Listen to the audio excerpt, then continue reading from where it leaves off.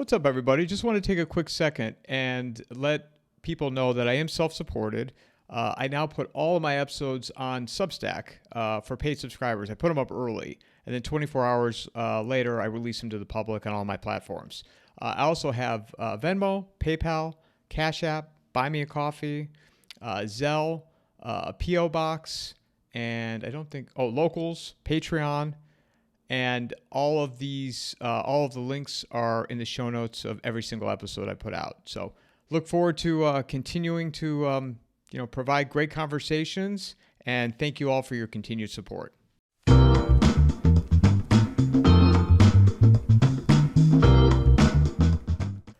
I love these mashups, bringing my regulars in, mixing the two worlds together. I mean, this is like, don't we live in a superhero movie right now, guys? So this is like bringing two of the Avengers together for a mashup. This is fantastic. Thank you to both of you for doing this. Well, the digital world, by the way, is extraordinary, right? I mean, it's that we're talking is extraordinary.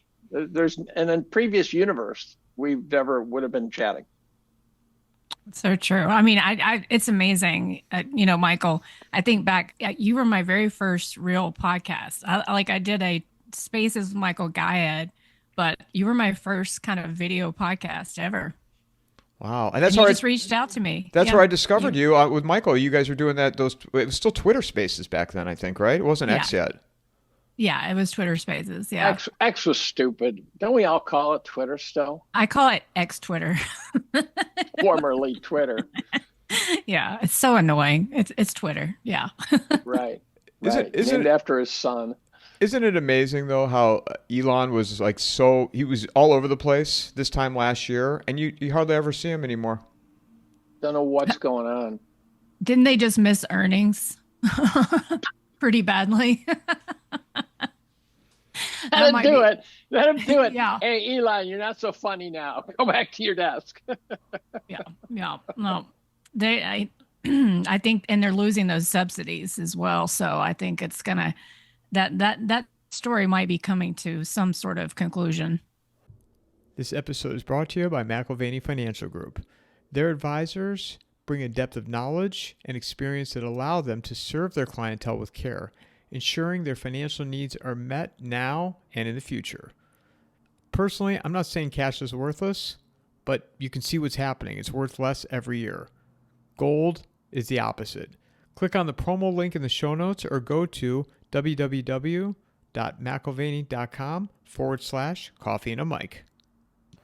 What, in terms of Elon as a whole or X? I just mean Tesla. I mean, it's just, I don't know. It's never made any sense to me, that company, its valuation, things like that. So we'll see. But every time you think it's going to go down, the fanboys keep pumping it up. He pumps Dogecoin after buying a bunch of it and then sells it and makes his quarter. You got to figure that those big tech companies are getting a ton of flow of money from sources that we don't even know about, ultimately deep state sources. So if Trump is vindictive, I'm told he could be, he could cut off Elon from Pentagon flow. That would be a real disaster for Elon. Yeah, he's a very interesting case. And, for the longest, and it's so funny to me how he can do no wrong with a lot of his fanboys, Elon Musk. And, I think it's also funny to me. I don't know if you saw this, and I can't remember what show it was with Tucker, but it was the one where the guy kind of came on who was a screenwriter and was talking about the way the tech bros, this religion that they have, this idea that they think they can build something to bring forth a spirit. I don't know if you guys. Oh, that was the guy. That was the guy Tucker Conrad something or other. Yeah, Conrad something like that. The son of famous actors who at first I was unimpressed by, but it turned out he was really very smart. Very smart. And I mean, you could tell his brain worked very quickly. But I think in that moment, I don't know if you saw it, Tucker he's always been out there kind of talking about how Elon saved the internet or this, that, when I've personally been shadow banned on X, Twitter, when talking about housing. Why would that happen? But it seemed like Tucker had this realization about Elon Musk during that conversation. He like said something like, some of these guys are really fun to talk to, but I think they may be evil. I don't know if you remember that part of the show, but it seemed like there might be some awareness there because I mean, Musk wears many faces and I watch what he does. I don't, and I've said this on your show explicitly before, Michael, like what he does versus what he says, because he is a real man of many faces, in my opinion. Well, you were somebody, so I didn't mean to cut you off, Dave. You were somebody right from the get-go talking about X and, showing the other, explaining the other side of it, saying, I don't trust this. Everybody's buying into it. The check marks, the system, what they're trying to build checks here. And yeah. The PayPal mafia, how they basically, so I don't have the blue check and I kind of refuse to do it. And I can't even report, like when I get a clone or whatever, they want my fingerprints to like report when I'm cloned, by a bot on X. I do believe there are nefarious plans, and he's trying to become a bank. I mean, so yeah, I kind of just, I bide my time on X. I don't know, I never fully think I'll always be there, put it that way. I was arguing with a number of people. I said, what does the blue check mark get you? And then right. and they'd say, well, you get to do this. And I go, well, I could already do that. And they go, right. Well, you get to do this. I go, I can already do that. And then they say, well, that's because you have a blue check. And I go, what? And I look and I had a blue check and I go, where'd that come from? So I think you get a blue check if you're just obviously obsessive compulsive and are there enough that you can kind of earn it through volume. Yeah, I think you can earn it versus paying for it. I've seen that. Yeah, before. I didn't pay for it. I know that. Well, exactly. Put it this way: I should check my credit cards. It's conceivable they're tagging me, and I've always wondered. By the way, I've been tagged. We've got a couple of auto pays that I'm having trouble getting rid of, and I'm wondering if you get a whole new credit card, will they find a way to reattach it, even if you start from scratch, new credit card, or will you really cut them off? And it's not obvious you can cut them off. Yeah. So in any event, the creepy part of that interview of that kid, that he looks like a kid, but he's about 40. They all look like kids now, right? Yeah. They're talking about non-tangible good and evil. So they got really into the religious flavored stuff, and they're talking about this non-tangible evil. And I more and more people nowadays are talking about good and evil in terms that they don't think are religious, but you go, if you listen to what you're saying, you've kind of crossed a dotted line here, right? Yep. Mm-hmm. And they're talking about an evil that doesn't have a body, right? But it's just there. And then they talked about how this creeped me out. They said, what if AI is creating the body for which it can express itself? And I'm going, right. oh my God. Yeah. My God. That was that. That whole AI, show freaked me out. Yeah. That show is very interesting, and that they believe this, that there's this cult in the technocracy that truly believes this, that they can give a body for a spirit and bring it forth. I mean, that blew me away, but it tied some things together that hadn't tied together before. So after my interview with Tucker, and I didn't tell people this, I might have told Mike this off record or something, but then Tucker interviewed this guy, so now I'm telling people. Tucker and I got into satanic cult issues, and for about an hour, we talked about satanic cults, and Tucker was way out there. Outdid me, right? Mike will tell you how much what that takes to outdo me on that stuff. And he says they're everywhere. He says, I know these people. They are evil. They are into this stuff. And the idea that it's invaded Silicon Valley is not as shocking to me. There's a book called Strange Scenes in the Canyon, which is about Laurel Canyon, which is, and you read about it, you go, holy cow, all of Hollywood was whacked out of their minds on this stuff, right? Yeah. So I did a podcast yesterday with Eric Rice, who's a very entrepreneurial guy, started 15 different companies, and then found God about 7 years ago. And he's encyclopedic. Wow. And he went on, and he was just melting my circuits, in which he describes the world as these battle between the Jesuits and the this and the that. And if you search on Google, Serpent Room Vatican, you will see a room that you go, that's the creepiest room I've ever seen. Wow. It looks like a snake. It's a 20,000 man auditorium that is a snake at the front of the thing. It's inescapably a snake. Wow. And you go, what is that? And he talks about how people think that all these groups are compartmentalized, and they're not. They're all interwoven. And that the Jews and the Gentiles, he says, no. To think of them as opposing groups or anything like that, not even close. It was a spooky interview, and I'm almost reluctant to post it because we went into such odd territories, including things that I don't think Mark Levin would like. And so, but in the middle of the podcast, a guy walks in my office, walks up behind me through this door, and he's running for the U.S. Senate. And he says, I'm driving to D.C. and I stopped in because I want to tell you something. Now, we were in the middle of a technical glitch, so I actually could give him 2 minutes. And he says, I'm trying to get a message out. I saw you on Tucker. I need to get the message. And I go, look, I'm in the middle of a podcast. He said, I'll send you something by email. And he says, it's about life and death. There's dead bodies. And I'm going, holy moly, this podcast was already weird enough. And then, wow. Yeah, I know. A couple of quick funny stories. I want to get them out because they've been gnawing at me.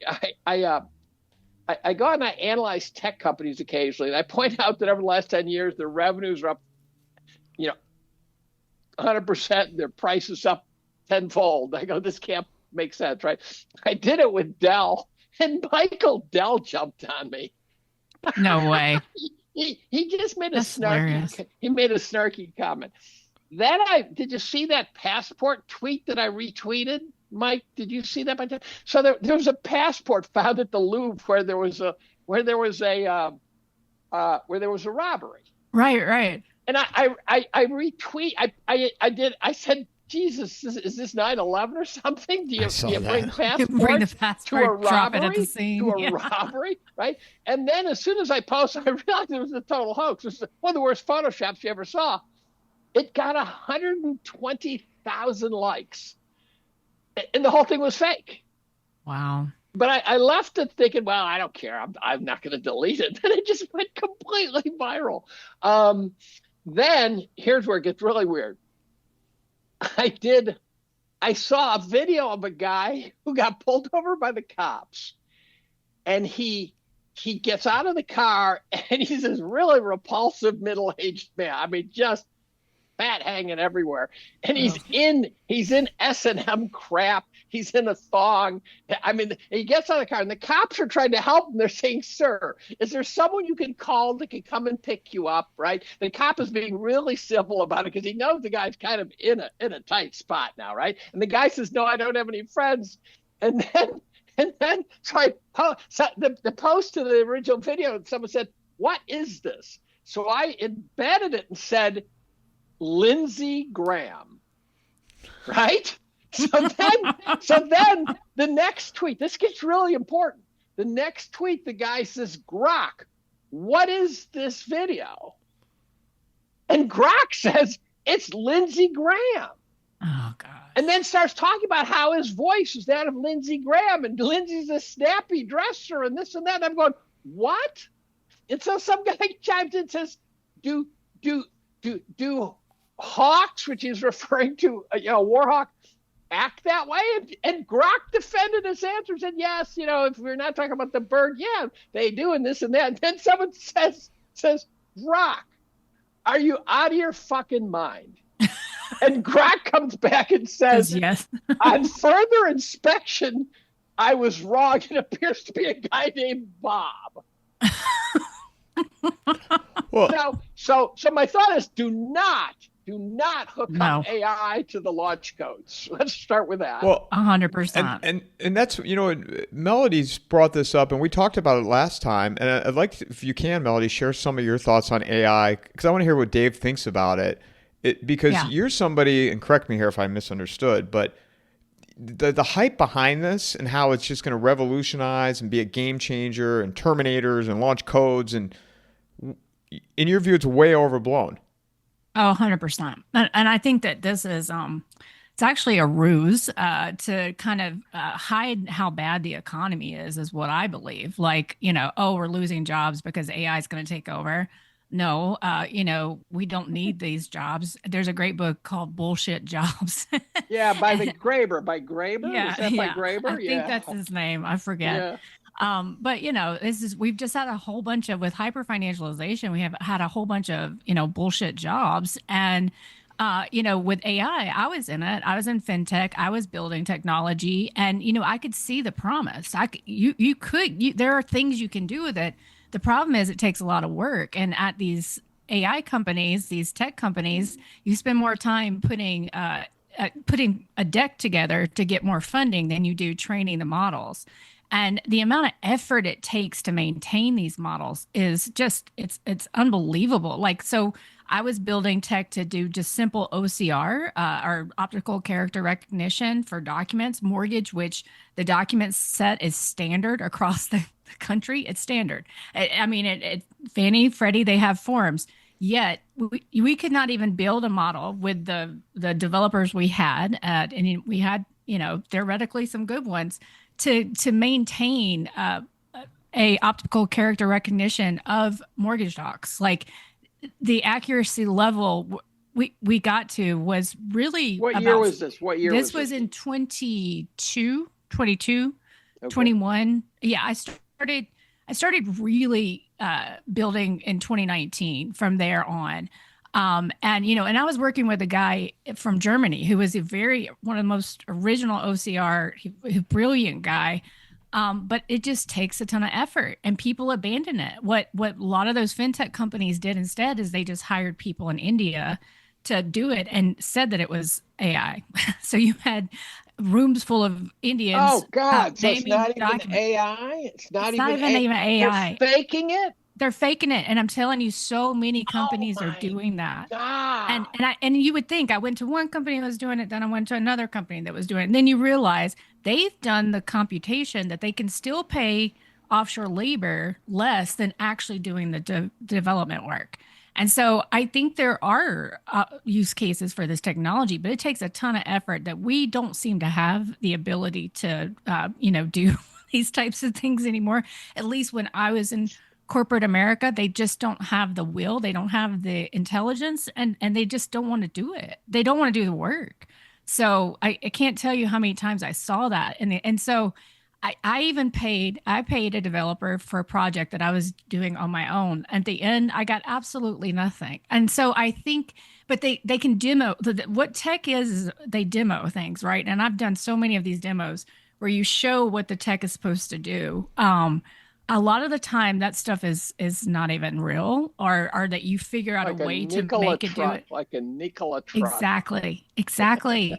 And so I think this is what is that the Turk and the machine. I mean, I think this is mass delusion, and it's being used so that we don't really see what's happening to the real economy. And because we've seen GDP year over year gains on average have gone down since 2000 significantly. So I just think and I was watching something yesterday. It was really good where a guy could get way better and more technical at explaining how, we're nowhere near what folks are saying. I'll get that link, Mike. I shouldn't mention it but yeah, no, I think it's BS. And, Well, and go ahead. I posted a headline from Yahoo News that said how AI is keeping the U.S. economy out of recession, which is exactly what you're describing, right? Mm-hmm. They're faking it. Now, Mm-hmm. what I wrote was, where was the bulk of the AI? Where were the bulk of the AI materials produced? Taiwan. It is covering up the recession using bullshit methods to calculate GDP, not keeping us out. That's right.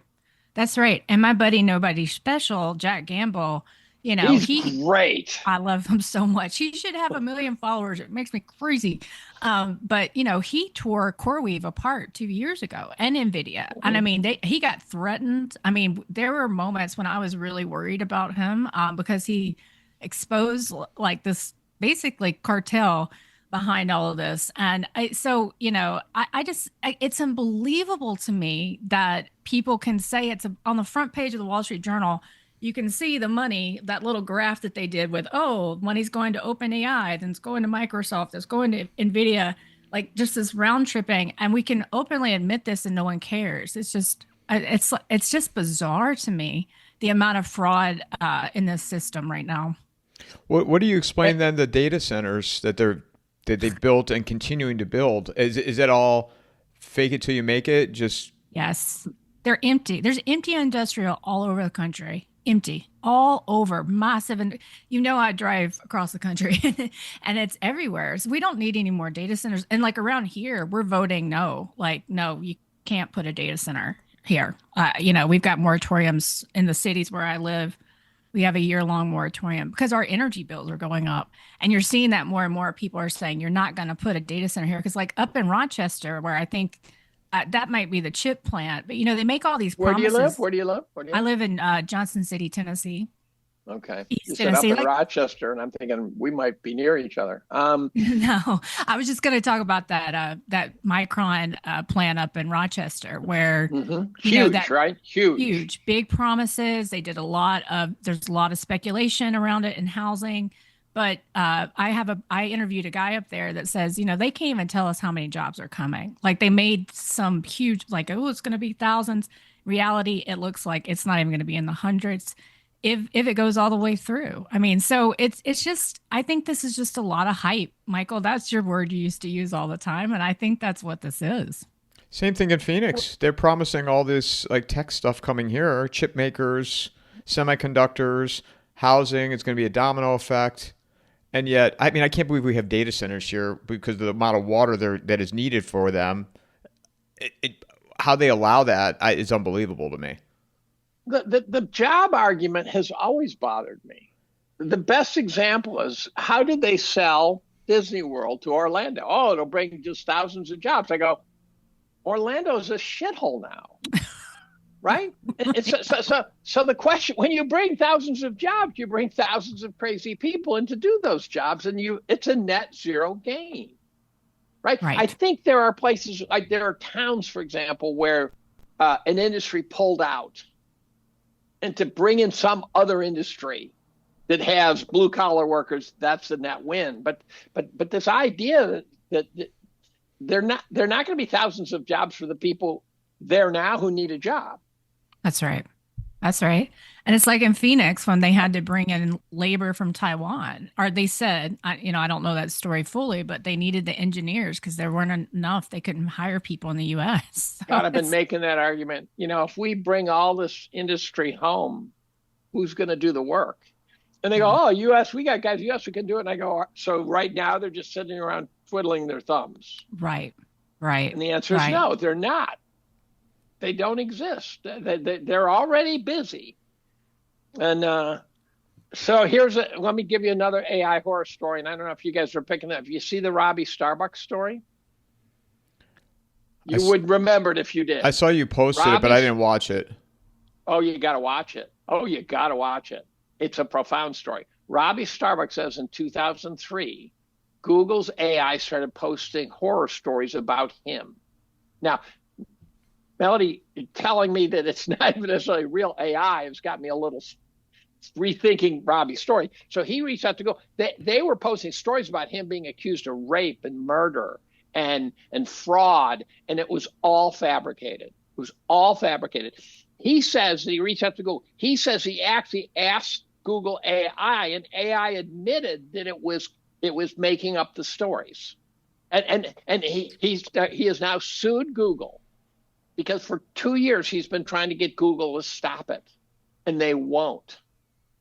And it's politically motivated, but his apparently now the internet is just completely covered with stories about Robbie Starbuck being the most despicable human being on the planet. Wow. that's an AI story that's about as bad as you can get right there. Yeah, I mean, I've witnessed it lie all the time. I thought it was funny when Rudy was like, the next person that replies to one of my tweets and says, "Ask Grok a question, I'm blocking," and I'm like, yeah, because it's so annoying. They'll say, "Is this true?" And I'm like, okay. So Grok will summarize that article I wrote and get the points completely wrong, and and most of the time I just don't even. And I'm like, no, this is completely wrong, Grok. And he's like, "Oh yes, you're. I'm sorry, you're right. So what is da da da?" And I'm like, I'm not responding to you and training you. I mean, it's so useless. And I think really we should just have comedians who learn how to, like opposite prompt, like what you're saying, prompt in a way to get it to do the most ridiculous things because.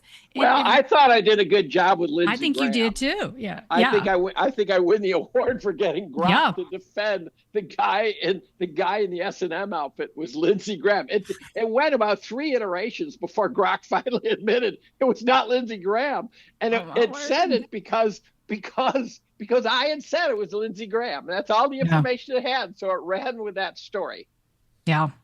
Yeah, and you can the engineers that use it for coding. I mean, this is one of the use cases I was really excited about. I mean, let me be clear. I used to be very excited about technology because I could see how we could improve things. But then I realized the financial world doesn't really want that, especially in banking, because our technology in banking is from the late 60s, early 70s. I mean, Dave, you would be just horrified if you walked into running COBOL programs, PNC, black and blue screens, black and green screen. I'm not even kidding around. Really? And these things are so old, you can't even change the programming because there's no one there. So my entire reason to be in technology was wraparound solutions to those technologies because you could not work the core technology. Now, guess who owns the biggest origination and software technology and servicing technology? ICE, who also owns the New York Stock Exchange. So what I realized is actually no interest in becoming more efficient in really upgrading the technology.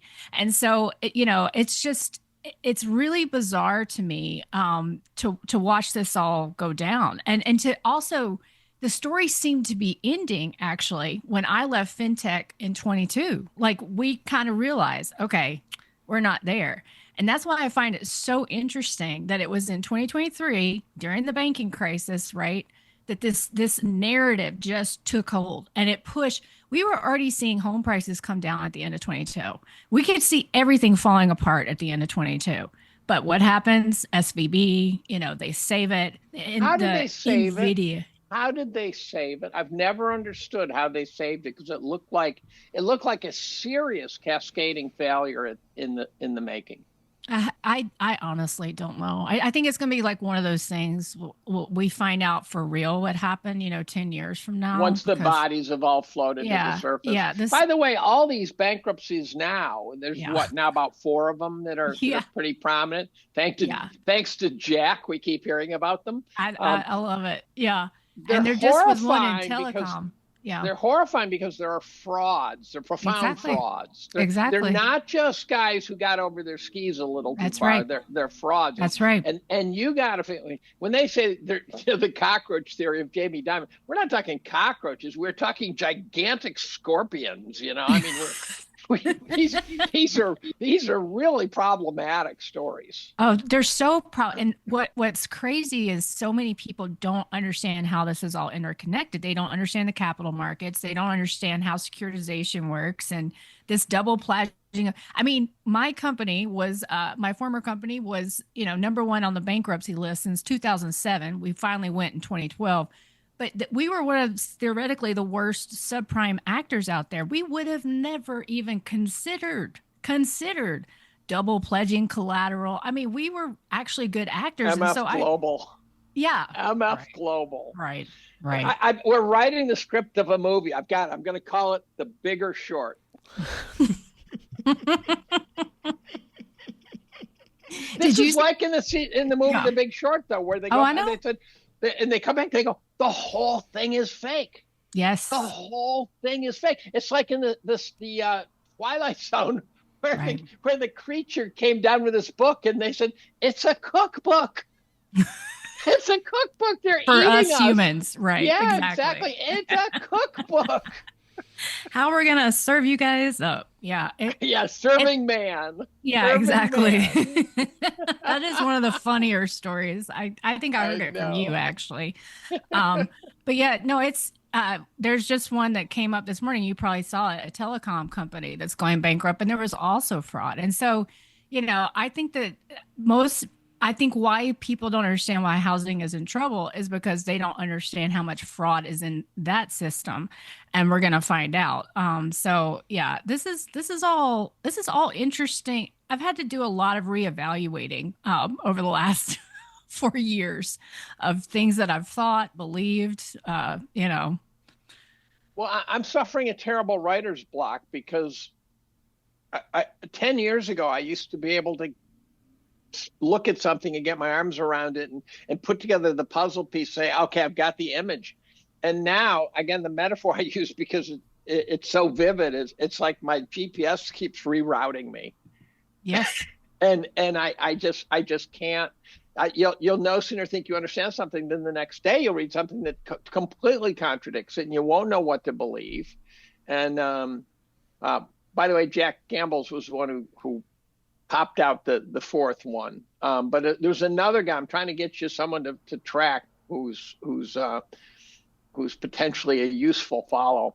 A guy who Jack got it from. If you go back and look at Jack's feed, you'll find Jack responding to the guy, and he's been putting out some interesting stuff. Okay, I'll check it out.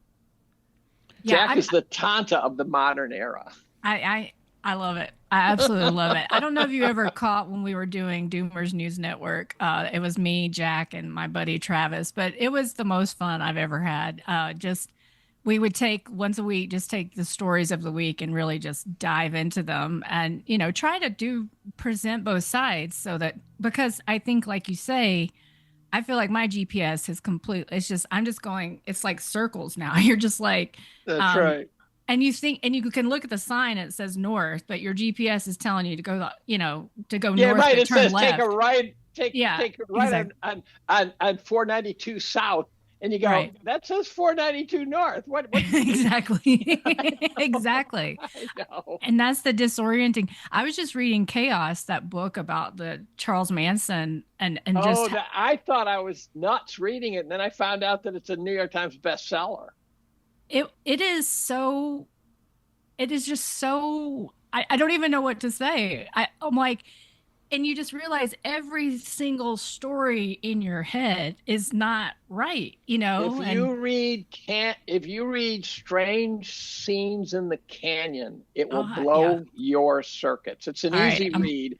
It's about Laurel Canyon, California, where the rock music scene started. And Frank Zappa was like mayor of the canyon. He really sort of controlled it.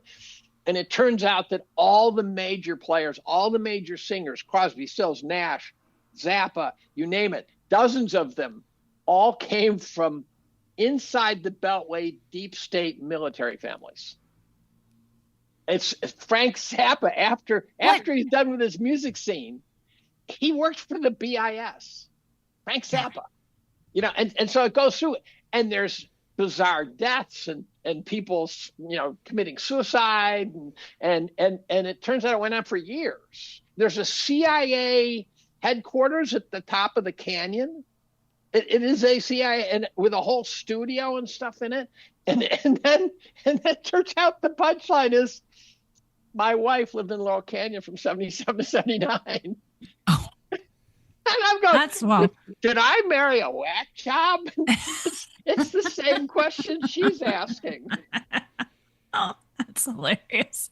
Well, you think remember they accused Elvis of being a spy at some point too, didn't they?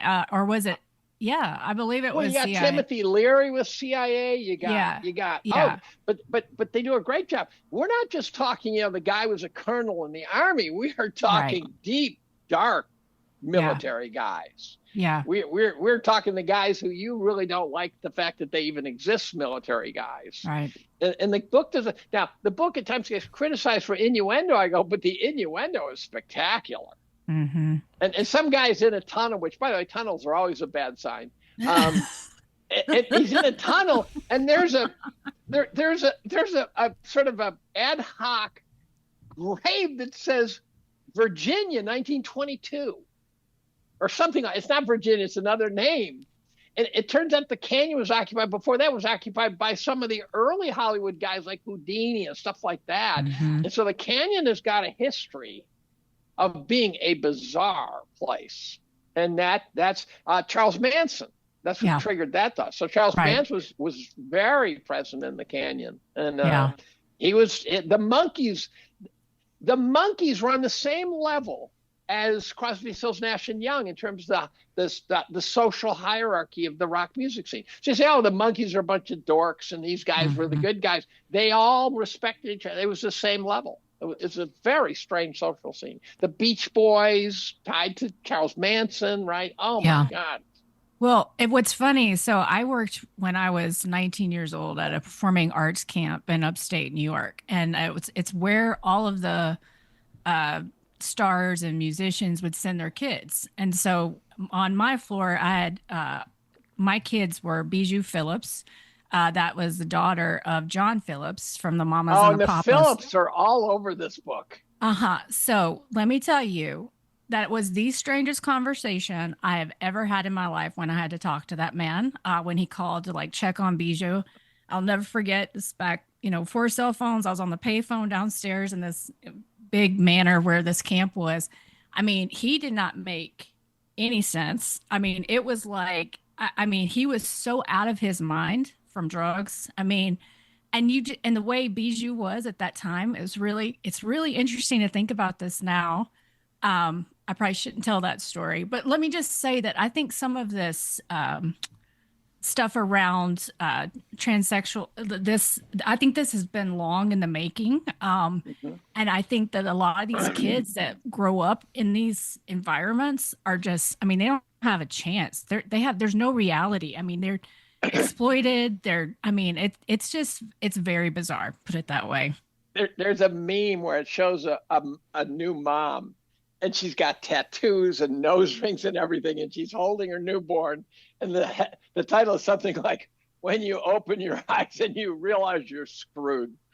That's your mom. You're going, oh my God. Yeah, I drew the short straw on that one. Yeah. I think Hollywood, I think the music scene, that it is just one really dark place. And when you, and they all, like you say, they all know each other. They're all like, it's a big club, as we often say, we ain't in it, but thank God, because, because these people are so dark. It's hard for regular people to really understand it. And because their reality is so different. It's just so different. Well, that's it. Well, for example, in Crosby, Stills, Nash and Young, who I thought were phenomenal, it turns out Stephen Stills recorded all the tracks. The other guys couldn't play. The other guys had no musical skill. Crosby supposedly learned how to play to join the band. And supposedly at Woodstock, they played and they were so bad that when they made the documentary, they had to dub it. Wow. My wife was at Woodstock too. She fried a few chromosomes there, no doubt. Well, but don't you think though, and you can carry into Hollywood, DC, big tech, all these figureheads out there, you can't get to that level without making some kind of deal with the devil. Media heads. Yeah. See, now we're back to the religious tone. This is where everyone's going now. Well, it's so, I don't think you can get there. I don't think you can get there without making some kind of deal with the devil. I was talking to a guy and he was like, well, there's some people out there that are for good. They're at that level. I go, I don't think so. I don't think they'll let you get to that level. Yeah, I think you're right, Michael. And I've known so many of them. And Michael knows that I've been reticent to talk about some of this stuff. And I do have to be careful because I've been politician adjacent. And seeing a lot of this stuff firsthand, not the real dark stuff, but just, you think the players don't talk to each other, but they do. A lot of like this idea that everything is kayfabe, and it is. But these halls of power, the way you get there, like you say, Michael, is they take you pay somebody, you pay, and even those that try to stay out of it, a politician I work for said, he never drank, and he didn't go to parties, and because he knew kind of what happened at those parties. They get you somehow, and if they don't get you, they get somebody in your family. That's because even if it's not you, and so I think that there's no way. You always have to pay the piper, and what I've found fascinating is. I've been approached a couple of times about paid sponsorships for my writing and stuff. And even the good actors that I considered, I thought about it, but I decided no, because I just don't want to do that. I want to try and make it on my own. But what's fascinating is when you tell them no, and these are people that are supposedly on our side of things, right? You just don't ever hear from them again. It's like, wait, you can't just respect. And what I mean by that is I say no, like, thank you. Such an honor that you asked, blah, blah, blah. No response back. And when I say to them, why I don't want the sponsorship, I'm really just trying to do this without taking paid sponsorships. If somebody said that to me, I would be like, wow, that's kind of cool. Thank you. We wish you would do it, but we respect you. Zero response. I find that very odd. I don't know about you guys. It is odd. The other thing I find doing, Mike, you must find this too, doing a lot of different podcasts, then doing the before and after recording phase of the podcast, I am finding a vast percentage of the podcasters have gone down all these rabbit holes.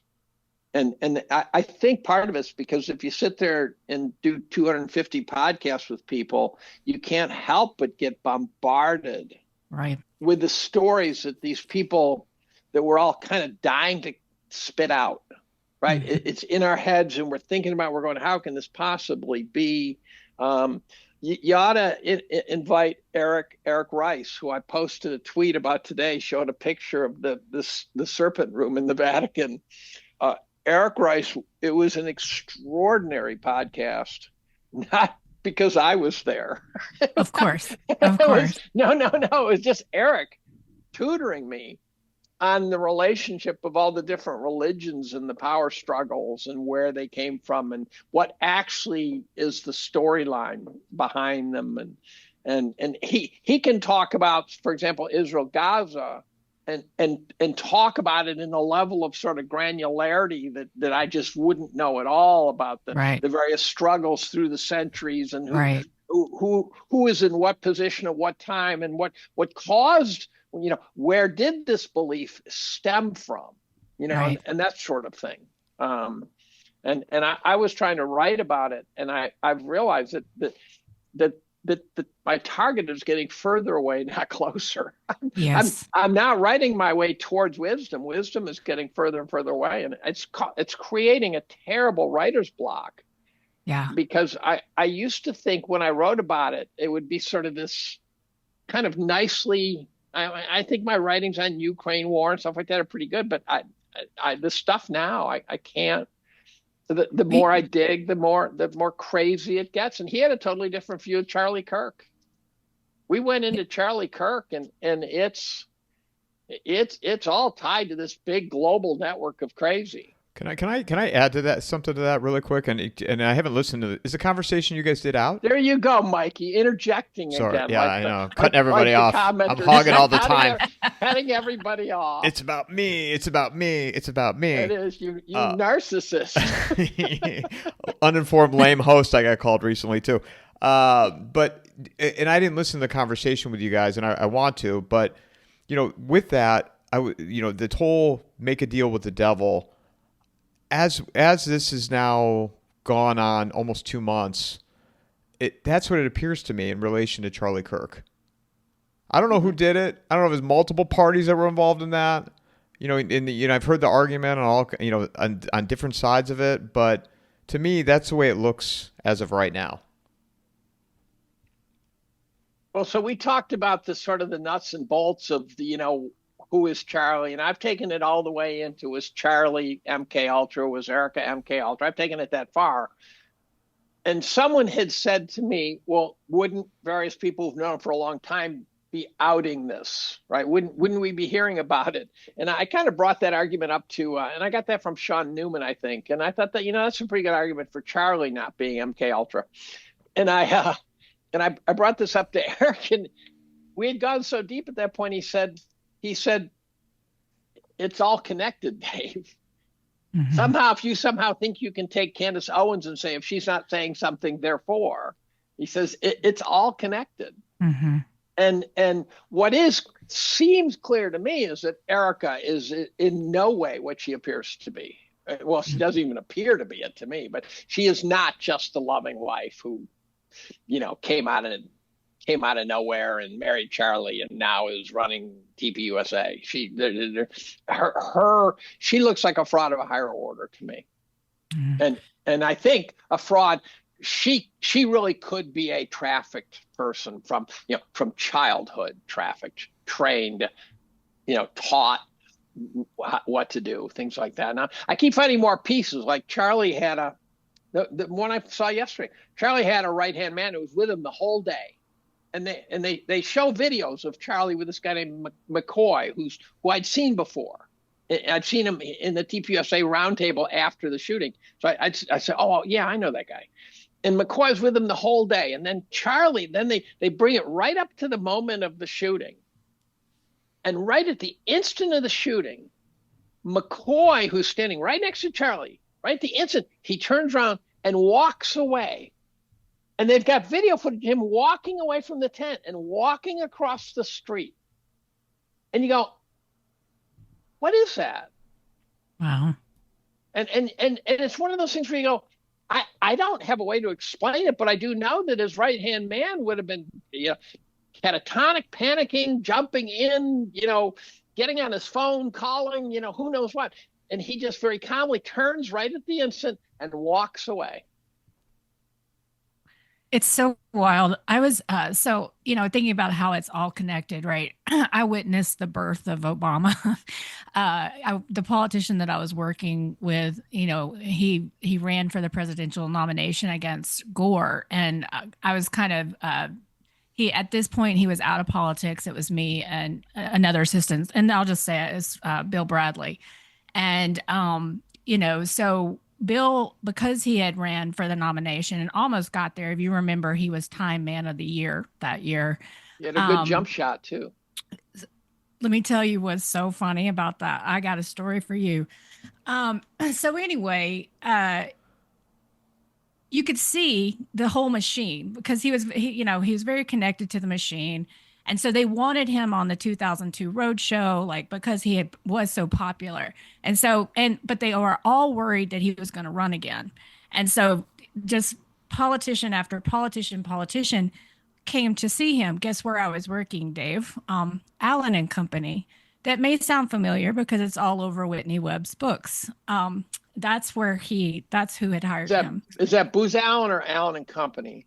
Allen and Company. This is Charlie Allen. If you read Whitney Webb, I did, but it was 900 pages of fire hydrant. I know. She talks about them being connected to the mob, and I'm sitting there I talk about reorienting yourself, Dave. I find myself all over the pages of her book. I've been adjacent to so many of these people because I worked for the Rich and Famous in New York. But anyway, you saw Obama being birthed. He was no one. And you just saw this machine get around him and create him, this nobody senator. But also what really bothered me about him, this is, if you guys remember, that he was a smoker, but that took forever to come out. And most people never knew it about him if you're ever in a campaign, how many people surround somebody like that? And it's the same with Charlie. How many people are around you, yet none of these stories ever get out? That shows you the level of Kennedy's philandering, right. FDR's being paralyzed, things like that. Oh yeah. Like when you go under, Grand Central and they had a whole road to bring I think it was him, bring him because to make it look like he, they didn't want to see him walking. So they would bring him in the tunnel or something like that. I'm probably not getting that story exactly right. But my point is that it is actually bizarre how many people can be around these folks and this stuff never ever gets out because I mean, you sign NDAs, right? You sign NDAs, and then if that's not enough, then they're going to threaten you. And these are scary, scary people, and it is all connected. And they don't even understand. So I would not be surprised. And also, like he says, because I think I was listening to you and Matt Smith, where I started wondering too about like these players, Candace Owens, like what role is she playing right now? Just kind of trying to, if this is all theater and it is all connected, that's really what I've started focusing on. Okay, so what role and why, are they playing this role now? Like why? So, I mean, the Macron story, I felt was very interesting. I know Michael didn't care about it, but I thought it was interesting for precisely the reasons that you said it, Dave, because I was like, this is a big deal. This is a really big deal if this is true. And what I find fascinating. Well, there's two layers. You changed, first of all, you changed my opinion on that, Melody, by the way. Sorry, not to cut both of you guys off. But you didn't buy it. You didn't buy it? No, not that I didn't buy it. I didn't realize how significant it was until Melody made it, brought it up and then bullet pointed it, and I'm like, I understand now. Yeah. Well, so the Macron story is also got two layers. One is that his wife is a he. Right. The much darker story is that his wife is his father. Exactly. And I'm waiting for the DNA test on that one, and they're not going to do it. Well, don't you find it interesting, too, that she's done no reporting on that since Charlie Kirk? And it's like, it's almost like when they say, they always take advantage of these incidents, right? Whatever. They always play multiple purposes. But I find it interesting. I mean, she has done no reporting on the Macron story since Charlie Kirk's death. Well, she is in a court case now. Oh, so yeah. It could be her lawyer said, stop talking. Let's deal with the case. Could right? Be. It could be. Could also be she says, oh, I don't want to die. Let's start with that. So there are ways to get around her shutting up about some of these things. But you wouldn't be shocked at all if Macron had her whacked. If let's say it wasn't as deep as the everyone's got their role and it's baloney.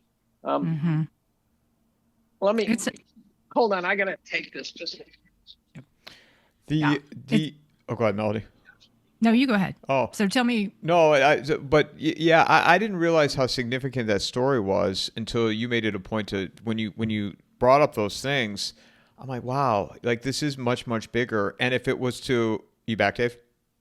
Yeah, and, I have to pick up when my wife calls. And if it potentially, if it were ever get out, could it potentially bring the whole house down, like the Epstein, right? Like, but here's the thing with Candace, though, it's if you're crossing this threshold, if it's legitimate, like with Macron, lawsuits are coming, all this.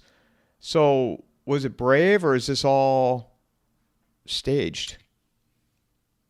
That's where I'm very confused. And it's because, I started watching her a little differently.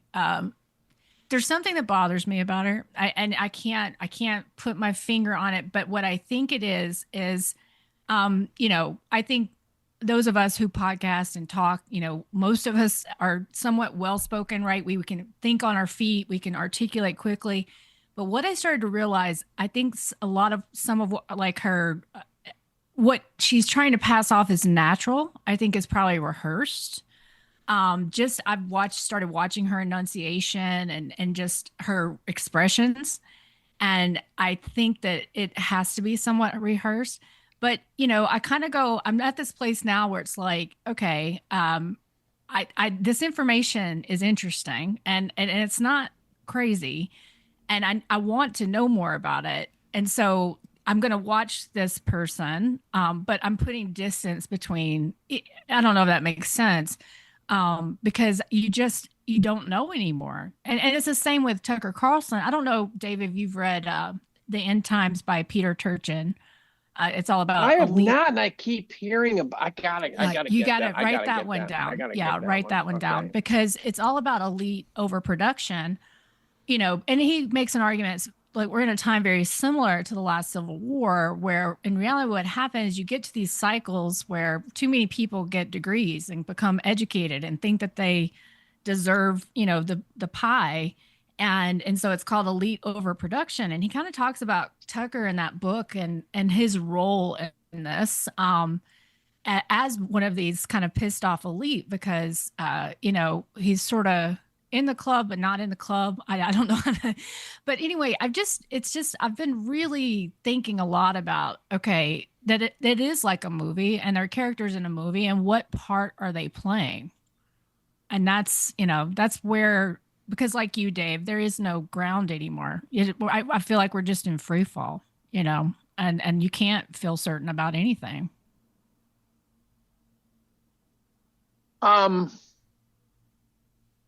Tucker's complicated. He acts off camera like he acts on camera. So I didn't find That's good to know. Yeah. any sort of Candace. I totally agree. Candace is completely staged, but it could be she's developed that style to optimize her presentation. Whereas we sit around laughing our asses off and blowing snot bubbles uncontrollably and stuff like that, right? And so I'm not sure Candace would sign off on looking like us. Right. And so I think the problem is that it can come off as inauthentic. Right. And here's the other thing that we got to think about. And this is something I think I brought this up to Mike a long time ago, just knowing what I knew. I had Turchin's book in my library. Do you? Oh, there you go. I'd already bought it. I just hadn't started listening to it. Okay, go ahead. No, but the thing we have to realize is that these people may not even know they're being played, right? And I think that's early on with Whitney Webb, I asked myself that. It's like, does she know? Is she being played? And is she the limited hangout, right? And so I think I've seen some of these. The fact she's still alive is a question, right? The fact that she's causing potentially all this trouble when all you have to. They can deal with anyone they want to. Exactly. They could debank her. There's all sorts of things they could do. All sorts of things they could do. I did wonder when her kid got sick, Interesting question there. What was that all? But she got a divorce. I mean, there's all sorts of things that have gone haywire. Exactly. Yeah. So we don't know, but I can tell you that I have met people that are being run and they don't know it. Like that they, because if you think about that Charles Manson story or Chaos, that book, and I forget who said this on a podcast, Mike, I think it was somebody you interviewed, that, if they think of us as hackable animals, right, they can, with the right cocktail of drugs and psychology, that they can turn us into who they want us to be. Then, and you look at that, what looks to be just a huge drug experiment with in that book Chaos. It's like, okay, then they can study people's behavior and figure out how to get the outcome that they want, through manipulation. And so that's the other possibility we have to consider, is that they themselves don't even know they're being run by someone. The ones who have been brainwashed brutally, right? The ones who have been sent through what sounds like a North Korean prison camp experience, which is something, if you read about, you go, they basically destroy you first. And it's not from sensory deprivation or anything like that. It's not waterboarding. It's way, way, way worse. In fact, the satanic cults, I think, are part of that, in the sense that they use the satanic stuff to destroy the psyche of the people. There's a ton of people who swear they've seen, for example, red-eyed, almond-eyed satanic creatures. And one of the theories on this is that was used to torch them. That was used to break them down and break down into multiple personalities. Now, as you mentioned, they don't even know they've been played. That group doesn't either, necessarily, because I was on a Zoom call with, I don't know if you know these people, Kathy O'Brien and Juliet Engel. Now, when I listen to Kathy, she's a victim of this brainwashing. She says Gerald Ford raped her repeatedly, things like that. And she's one of the most famous, one of the two most famous. Juliet Engel's pretty famous herself. Juliet Engel says there are people walking around who don't know that they'd been brainwashed. Right. And it becomes born identity right away, right? Right. And she said she got a medical degree, but she couldn't remember anything about her childhood. And it turns out that when they bust you into all these pieces and then reassemble you, let's say you have a dozen personalities, you're talking to one of the personalities. That person doesn't know about the other 11 necessarily. They're separate lives. And so, and then the problem that they face is when they finally start piecing it together, because the brain has a funny way of finally making connections, very inefficient. So if you listen to Kathy O'Brien, for example, she describes her experiences, but at the same time, she sounds like a psychologist. So now her presentations are this odd mix of what she's learned about what happened to her versus what she remembers happening to her. Yeah. And as Nick Bryan said to me one day in a very long conversation, he says their memories are terrible. So you can't say, look, she's wrong about that, therefore she's a liar. You can't do that. It doesn't work. Mikey, did you interview Nick? No, just John Ziegler, but not you Nick. Should get Nick on. Nick is an interesting character. I'm still trying to get Steve Hanke on. Steve Hanke and Professor Hanke and Whitney Webb. It's still at my top of my list. I'll try to get Steve for you. I can get Steve, I think. I can get Steve. Sorry, I just cut off your statement. So the gist is you can not know you're being played, both at the level of being manipulated in the usual sense, but also having been destroyed mentally. I watched a woman give a TED talk on pedophilia being a sexual choice. It was a TED talk. I'm going, someone explain to me why TED Talks are covering this topic. But I watched it. It only took me about 30 seconds to realize that she had been trafficked. There's personality traits that some of them show where they have this flat personality. Listen, Annika Lucas, for example, describe her life, and she does interviews, and there's this flatness to her, right? Which, what a shock, right? But there's just there's no joy.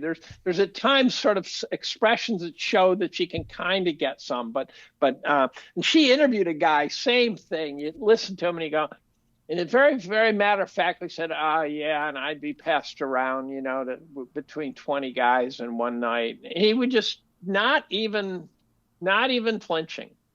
Erica Kirk has got all the traits. A person who studied this stuff says Kamala Harris has them. Yeah. I mean, now, she's not a flat personality by any stretch of the imagination, but she's a multiple personality.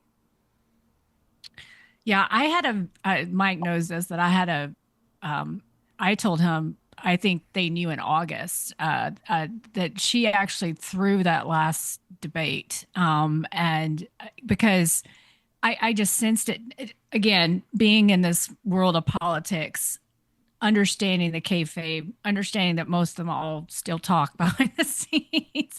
I just knew they'd thrown in the towel. And I think at the same time, my buddy Travis had found that the DNC had laid off a ton of people. And I mean, this was before the election. and so the $2 billion is missing. What a shot. And so, I think she threw that last debate. I just watching her through a lens, Dave, of just that, of kind of, that a lot of what she was doing was acting, but also I do think she was, she's fragmented. I think, I've heard you talk about this stuff, and I think she is one of those people that is kind of broken apart, and kind of coming apart in different places. But yeah, it is really wild when you think of Zelensky, when you think of, you start to also see these people in Hollywood who are kind of in on the thing, right? Like whatever the thing is. Like think about, when did we all first, and probably you guys didn't, I was still a useful idiot back then, but when did we all take COVID seriously. Do you remember the moment that the world woke up to COVID? And it was based on one actor getting it. I Do you know, Mike? Hanks? Tom Hanks? Tom Hanks. Oh, yeah. Now. Now, who's the target of the pedophile hunters? Tom Hanks. Is he really? I didn't know Yeah. that. Oh my God. Oh, yeah, they've mentioned him. You listen to what I call the pedo hunters. These are the people who, for all we know, they're kayfabe, right? Why am I laughing? But there's a guy named Cappy who was a famous producer. He produced movies you know of. And he looked kind of crazy, and he does this video, and he says, let's just call it out. Tom Hanks is a pedophile. And I'm going, okay, that seems like a declarative statement. And I tracked down Hanks as best I could, because that's kind of a case study in that story. And I found some stuff that I can't explain. And including the fact that he took a photo of something that said SRC USA and a glove. He's being interviewed by Jimmy Kimmel, who's not got a great reputation in that world either. And I actually went back and found Hanks's original tweet, so I knew it wasn't a photoshopped tweet of Hanks. It was Hanks tweeted it. And it turns out that in some dark video that no one in their right mind would be watching or listening to, but deep dark, with skull and crossbones at the top, and just not CNN, right? And they said, if you Google SRC USA, you get nothing. DuckDuckGo, you get nothing. Go to Yandex, and you can do it now, and you get nothing. But at the time, and I did it, you get there, and it's a child trafficking website. And it's just mugshots of kids, And then someone did a screen grab. I decided, I stayed there about 20 seconds, said, okay, it is time to leave, which is probably, you only needed a nanosecond to be identified as being the wrong guy at the website. Right. But I decided to go back to get my own screenshot. And you go back there, and it's just nonsense. You search SRC USA, it's just garbage. It's just white noise. So someone scrubbed it right down. Right. And so then the question is, like Oprah, for example, gets attacked. Oprah gets attacked left and right. Land grabs, stealing land in Hawaii, stuff like that. She interviewed a woman who was a 9th generation satanic victim, that sort of thing. And there's pictures of Oprah with all these nasty characters, P. Diddy and stuff. But I go, yeah, but she's famous. She's black. She's going to know every black entertainment. Guilt by proximity doesn't cut it. But then there's a picture of Oprah with Father of God, who turns out to be doing triple life sentences for running a satanic cult. And I go, okay, Oprah should not be hanging out with Father of God.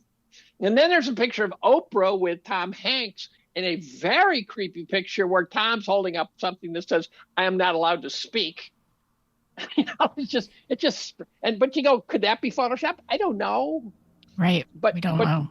But you try to put it together, and it could be we're all just getting duped, and this stuff's out there. But like in the Charlie Kirk assassination, there are so many alternative plot lines presented that pretty soon you throw your hands in the air and you go, okay.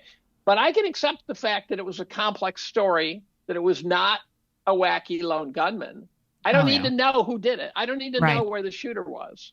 Right. But right away you go, okay, who did it? And I think the two prevalent theories are, and one's interesting I've been thinking about, and this is where Eric really drove it home for me. One is, of course, Israel whacked him because he turned against him, right? The second is that he was martyred.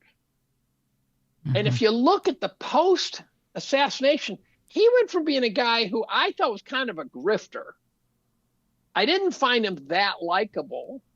My image of him had picked up a little because Tucker interviewed him. I'm going, oh, I wonder if Tucker interviewed him right before, right? Maybe he grabbed that one.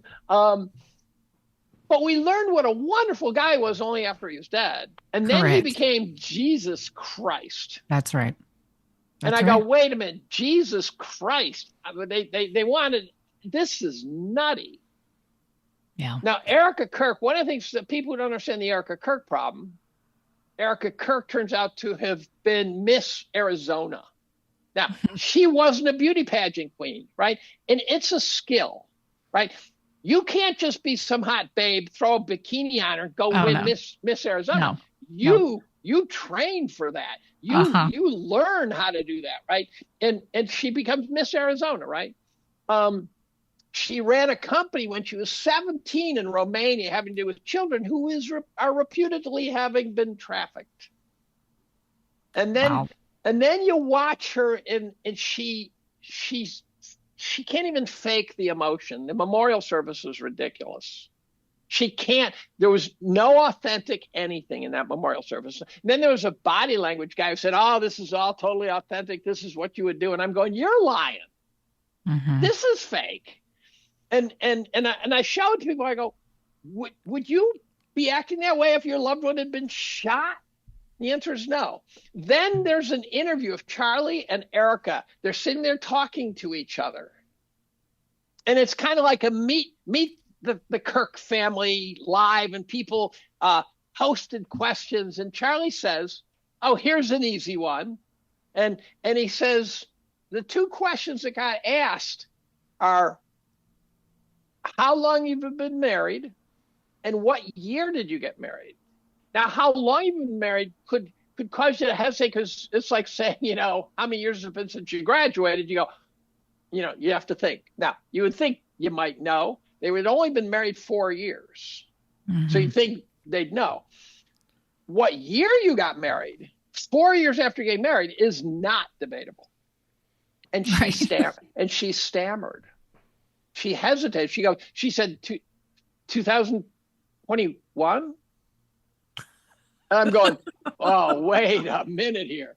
You've forgotten the year you got married, 4 years after you got married? And then she started sort of alibi, say, well, we've had so many kids and this and that. Now, the other thing I like to point out is if you look at pictures of the Kirk family, their children's faces are never shown. Yeah, I did that after your interview with Matt Smith, and I was like, yeah, okay. And if you're going to get pictures of your kids taken, you're holding your kids and you're a family, it would be like, hey, Suzanne, look at the camera. We're getting our picture taken, right? The kids are always looking backwards. I've brought that up to people here locally, and nobody's ever, not that I've come across, have seen them. Because I used to see them at the grocery store. And, the few times I ever saw him there, he was by himself. Never saw him with anybody. How weird. I saw him out at an outdoor shopping mall, I don't know, maybe 2 years ago, pushing a stroller. But it was a stroller like for a baby, not like a 3-year-old or whatever. I wasn't close enough. I don't know what was in it. And he was walking with somebody. If you don't show kids' faces, then you don't have to worry about keeping that prop straight. Right? So you don't have to worry about, this is what the kids look like. How do we keep this ruse going? Right? The kids are now getting older, and now we so you don't show their faces, so you could bring in new kids. You say, okay, let's get a couple older ones and sub them in, right? His parents were at the White House, though, I saw recently. Because they didn't show his parents, I don't think, at the Cardinal Stadium or event. Her parents. But they were at the White House for the recent. Well, let me just. Did you see it? Yeah, hold on. Yeah, let me tell you. When I was in, you guys, I know when I went to Texas after the floods, right? And the day they said that Trump was supposed to be there, I mean, I was at ground zero. Like we were in the muck. We were trying to recover people. Okay, Trump was not there. He was not there. I know what it's like when somebody high up in government comes to town. In fact, we had the big deal. Yeah, like on the way in, we had seen who's the governor of Texas? I forget his name. Abbott. We had seen his motorcade come out, guys. This thing was a full, I was very impressed. I've seen motorcades. This one was even more impressive. Like they blocked off every exit for 2 miles of the highway. And we were right there. So we saw it all happening at the same time. And that motorcade was, it was at least 200 cars. I mean, it was insane. So, as well as there was air support. I'm here. I'm in this tiny town in Texas, and theoretically, that was the day that Trump came. I heard all I ever heard that was the Black Hawk that was tracking us because every time you found a potential hit of a recovered person, the Black Hawk would hover while you were retrieving. And so our Black Hawk was the only air support we heard that day. The day before he was supposed to be there, I saw what are those the big planes that the cargo planes? I forget the name of them, but it looked as if they were bringing guard in or something like that. But one of those, okay, no. Had Trump really been there, like it would have been, this town was so small, you would have known it. And so again, how much of this is any of this real? I mean, it's just, I believe that likely maybe they went somewhere, they staged it, they put the Texas flag, they brought the family in, but it was not where they said he was going to be. I mean, I know that. Absolutely. Well, how would you have a memorial service in Cardinal Stadium 10 days later? You couldn't even clear it for Trump's arrival in 10 days. Yeah, agreed. I mean, when you know how this all works, like, so, this is why I questioned that interview by CBS person. It was the spring before the election with Biden, where he was talking about the economy, and it was a terrible interview. And I was like, oh, they're taking him out because, like when I worked for the senator, they will not go into any green room without fully knowing every single question they're going to be asked. The reporter agrees to that. There's never any ad hoc question. If there is, you are out of the press room forever. I mean, you will, That's right. You might as well shoot yourself, right? Yeah, you're gone. You're gone. Like, there is no media that's asking real questions of these people. It's all, I used to make these schedules for the senator, Dave, for just one appearance. There would be 6 pages long because he would want me to tell him, okay, you're going to walk 10 steps, take a right. You'll see a painting. Stop there. The security person will meet you. His cell phone number is da-da-da. Then you will walk another 10 steps to the green room. I mean, I'm talking, he needed a play-by-play of every single thing. So this is all scripted. And he had, and I don't know that any of those politicians ever read anything. I mean, they don't read bills. They don't read current events. They don't know. They have their staffers do all that. And that was what was so shocking when I went to work in this world. I was like, you guys are really dumb. I mean, you don't know anything. And because they've been given a script and they walked that script out. And so, So you're saying Crockett's not a physicist? Have you ever heard that Jasmine Crockett give her non-hood dialect? No. So Jasmine Crockett has this total from the hood dialect where you're going, okay, she graduated 6th grade from the hood, that's what you get, right? And then all of a sudden she's being interviewed, and what you find out is that she actually went to an elite prep school, right, and that she doesn't have any hood dialect, none. Well, and this is what George Lakoff did, when he looked at George W.'s speeches when he was in Texas as a politician, Yale graduated, never used the all shucks, right. And so that was all crafted as well, and he looked at the speech patterns, it completely changed. So, I do, and I think that was one of the fascinating things that I think Candace brought out about the Macron story is that this is all, of course, we know it's performance, but I mean, it's really performance. It's really theater. All these actors, like he's an actor, Zelensky's an actor, and then who shows up? Who do you trust? Who do you trust? Right. I think. No, I'm asking actually, is there someone you would point to say, I trust Thomas Massey, for example? Is there someone you would be willing to point to? Do you trust Marjorie Taylor Greene? Do you trust, is there someone that you can point to and say that person appears to be off script? John Wick. I think MGT is right on script right now. Okay. I think they're splintering, right? They listen, they have to know that this is I mean, people are upset. Every single campaign promise has really been Broken. yeah. And then the big one, right? The big one, the wars. That's big. That's for me, that has been the one that's really driven me crazy. Let me ask you this though about the wars. Could it be that trying to get that Trump and Putin could sign a deal in a heartbeat? I absolutely believe they could. They sit down, they'd say, Trump would say, whatever land you want, take it, but you're going to give us bilateral trade agreements. You're going to get rich. We're going to get phenomenal resources out of you. Everything's going to be fine. And then it becomes, what the hell do we do with Europe? Yeah. So it's conceivable that Trump just doesn't know how to deal with Europe. Well, it's conceivable. It is. I don't know. I think, as Tom would say, it's, London. I was just going to say that. That's what I was going to say. I knew you were going to say it. London. I know. London. But City of London, Melody, City of London.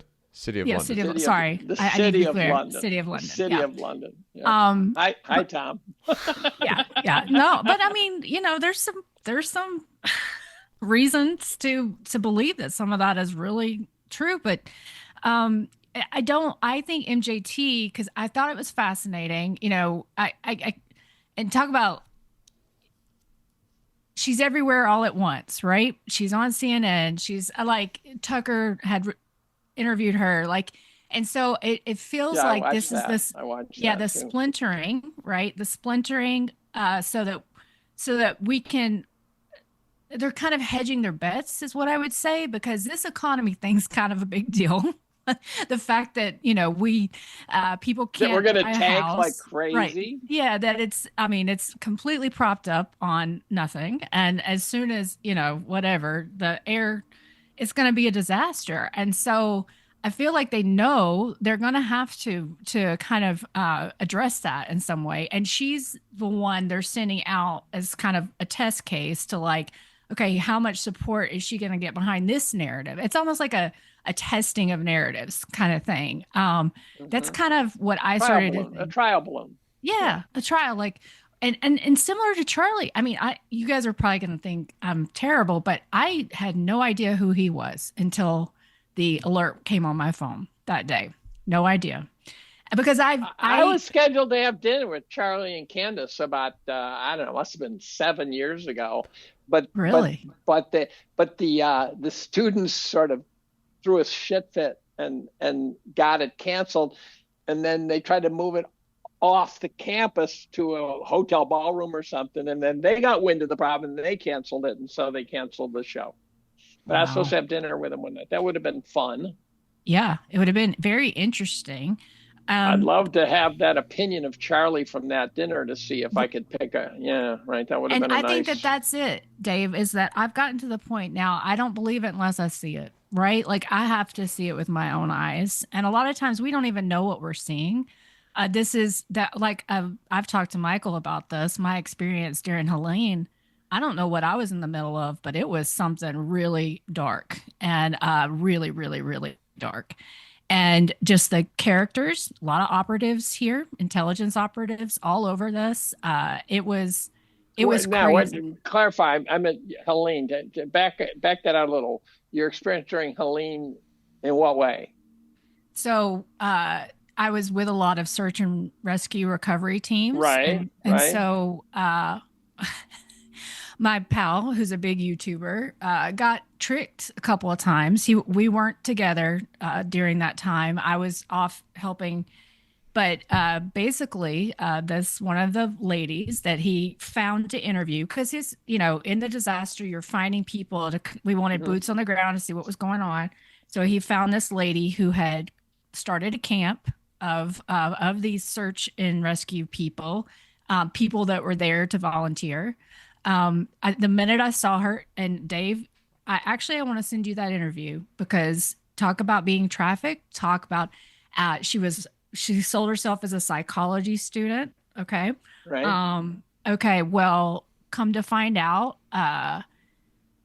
we were later at one of these centers, these emergency operations center, or a friend of mine was, and they're like, and already what had happened is people so he does that interview, gets like 300,000 likes. It's a big video on Helene. And at the time, you remember, we were getting nothing about what was going on there. She was a crisis actor. Correct. So we were kind of in a little tiff at the time.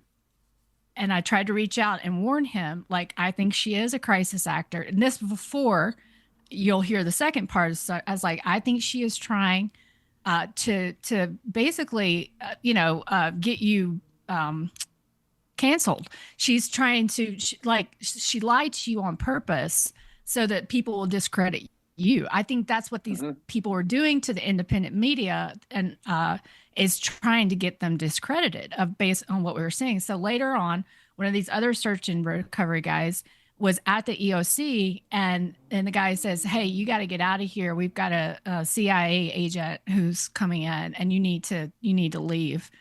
She'll be here soon."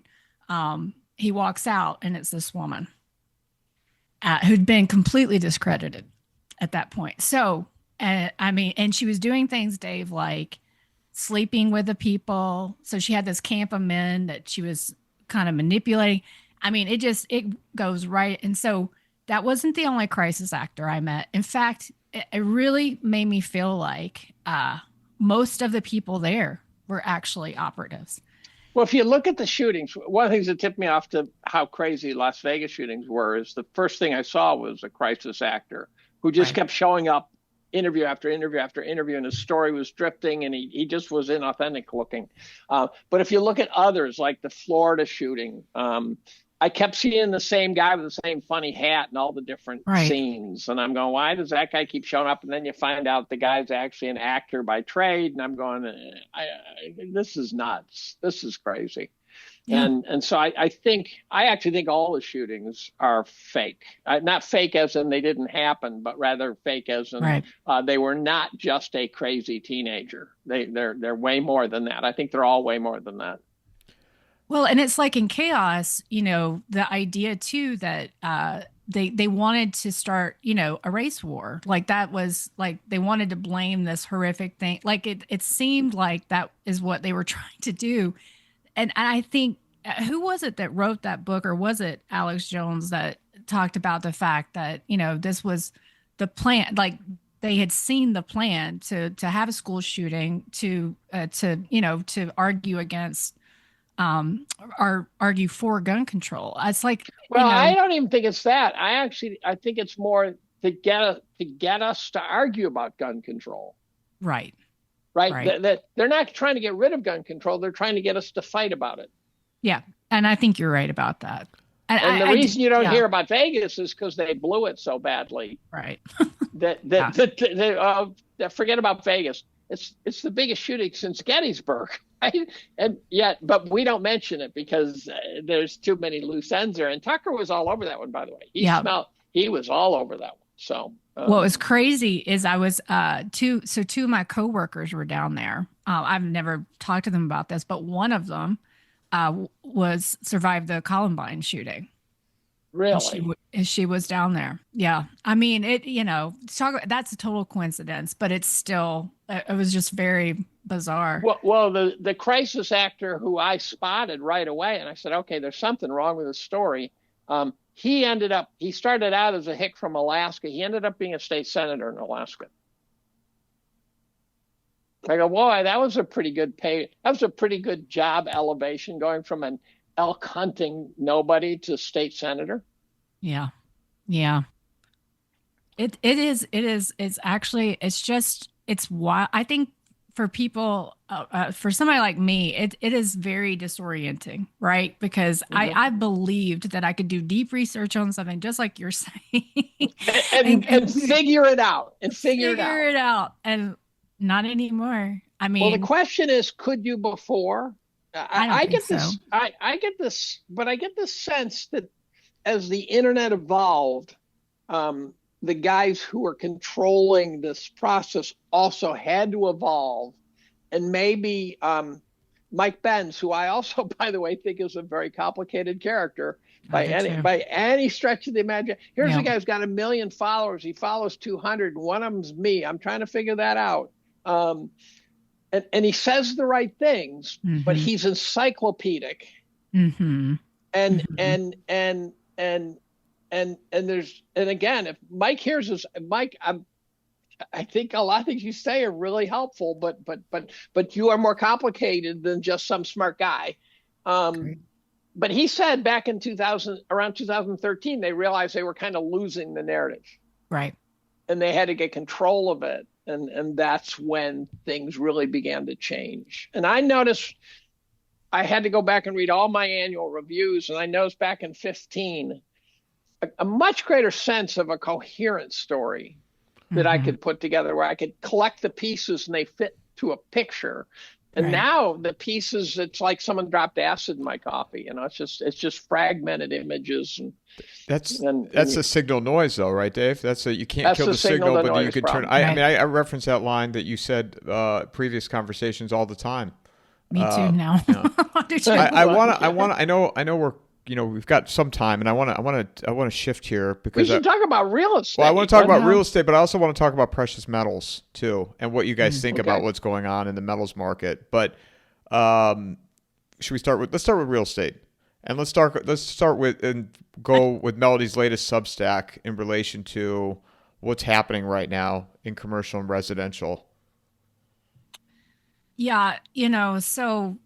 Switching gears, one of the things that really woke me up was when I went out on the road, Dave. I could tell, just with my background in mortgage, that people were just not putting the whole story together, especially with our demographics. And they were telling me there's no inventory, right? And I go out on the road, and we've got Evergrande style apartment buildings that are empty. This is Big Short. This is Big Short all the way, right? And it's like Big Short times 50. And and I mean, if you drive between San Antonio and Austin, it's just one big new build site, and they're all empty. And I mean, I just so where's the money being made? Where's the money being made? Because someone is making money by building those. The securitization machine, man. So it's a securitization machine. It's like, think about what Catherine Fitz Austin said. I always get her name wrong, but Catherine Austin Fitz. Oh, get right, Catherine Austin Fitz. Think about what she said, that they were using, HUD was using Ginnie Mae securitizations to fund black ops, and she found it and she caught them. And I mean, it'd be so easy to do that. And so this is why the intelligence agencies are so now out of control. It's because they now have a totally autonomous source of funding. Right. And so the CIA does not work for us. The CIA is a standalone syndicate.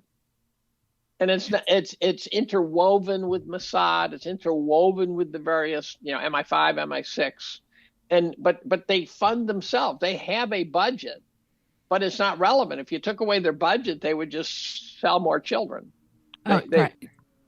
So So I think that this is just another area. Like, this is all about the fake money and moving it around. But so we're at the point though where you're, demand is just so low that I believe we're about to start to see home prices come down. Year over year, we had 42 cities that I track 85 with year over year price declines. Last year, that number was only 20.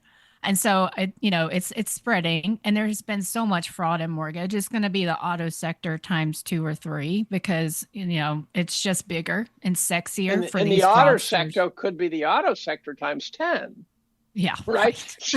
So we haven't yet put a multiplier on the auto sector. Exactly. But whatever that is, it's going to be bigger in mortgage. And so, I think that honestly, we're going to get to a point where housing is not even interesting to talk about again, because we just do have so much supply out there. And because of the demographics and the aging. And so I don't know, Michael, what you want me to, after what we've been talking about. Is it a certain kind of supply? Let me ask you this. Is there a certain type of supply? Like I heard, for example, might have heard it from you. New houses are actually cheaper than used houses. They are. Yep.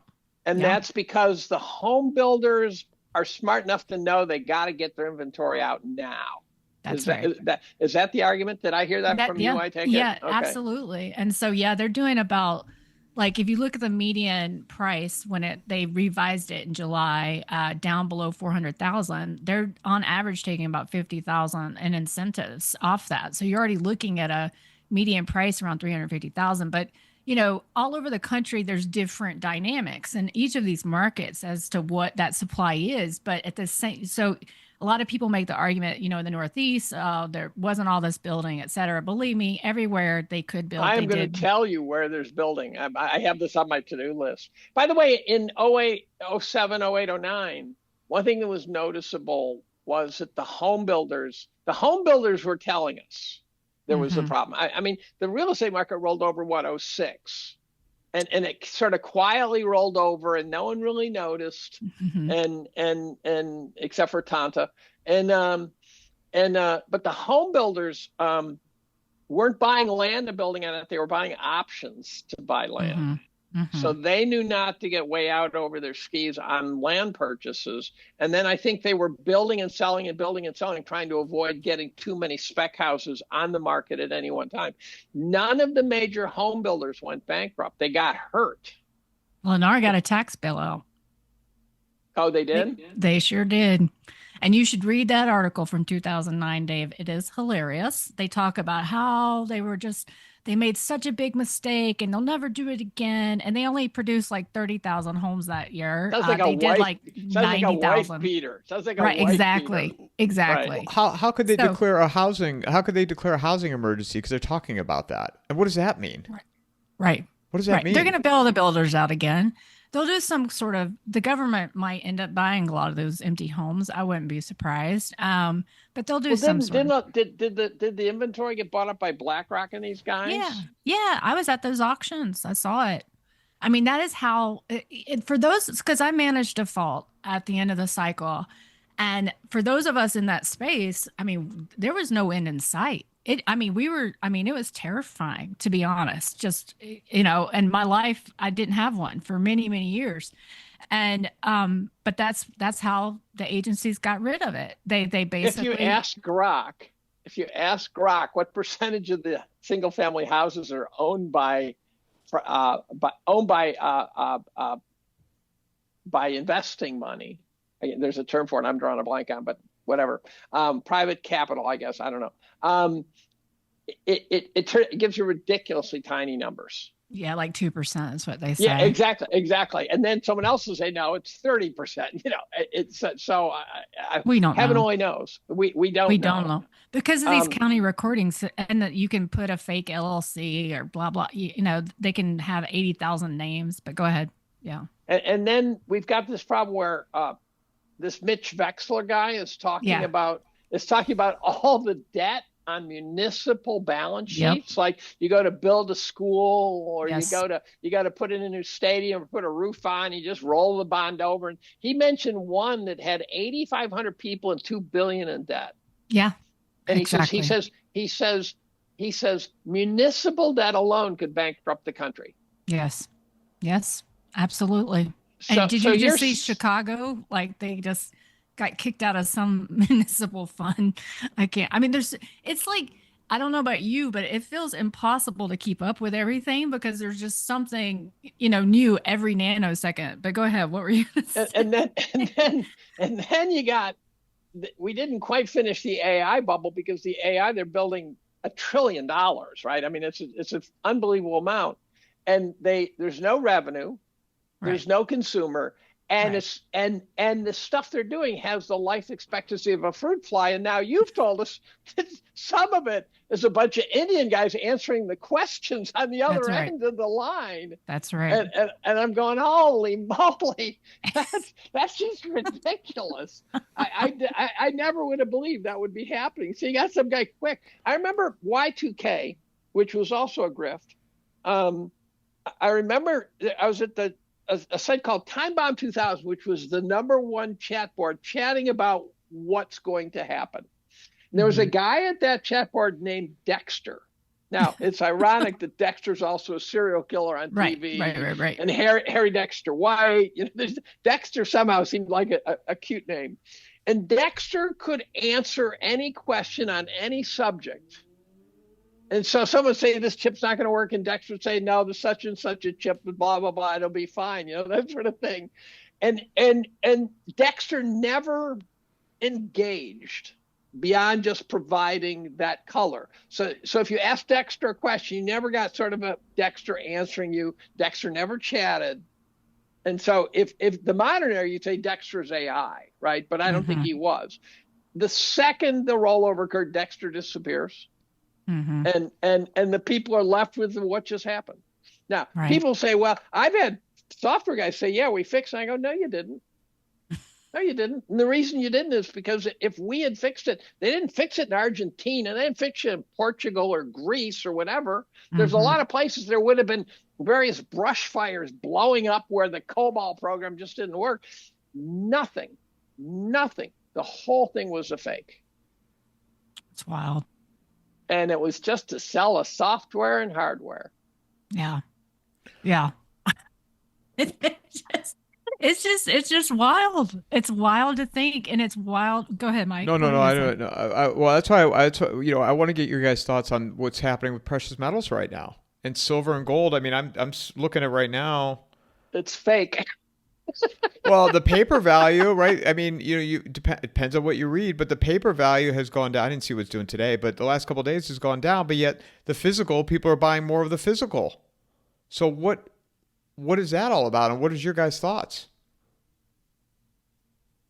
I don't think there's a way to know. The night that they bombed the metals. They bombed silver. They bombed gold and silver, but they really bombed gold out pretty good. It is said by people who I think have the ability to count these that they sold futures equivalent of 970 million ounces of gold. 1 billion ounces of gold in the paper market in the middle of the night to drive the price down. Now there's no chance that was just a person exiting a long position, right? That and there was no news or anything. There was nothing. It just sold, and it just got carpet bombed. And what I'm hoping is that it didn't work, because I kind of want to see this thing blow someone's face off. It's not. I mean, I'm having a phenomenal year as an investor. So my risk assets, which doesn't include A, my house, and B, fixed income, at one point we're up 65%. Wow, that's just ridiculous. That should not occur. Period. Yeah. They're now up in around 50 something, so I can't whine, I can't whimper. Gold's up today. My portfolio was up yesterday. I didn't even know how that happened, because yesterday didn't look like a good day to me. but silver shot up 55 and is now just doing the rampant cap. Joe Saluzzi and Ramp Capital and I used to joke for years. We used to joke about the rampant camp, where just go up and then flat. We debated one day who invented the term, and so we're all searching back in our Twitter feed to find, and I came up with the earliest rampant cap notation. But if I see one of those, I'll send Saluzzi and Ramp a classic rampant cap today, and the markets go up, and it's like someone programmed in the price for the day, and then it just doesn't move. It just pegs, and it's not price discovery. Right? It's not jiggling. It's not wiggling. It just either goes up in camps or goes. Then there's the drop and flop, and but it looked like they tried to do a real body slam on it last Friday, I think it was.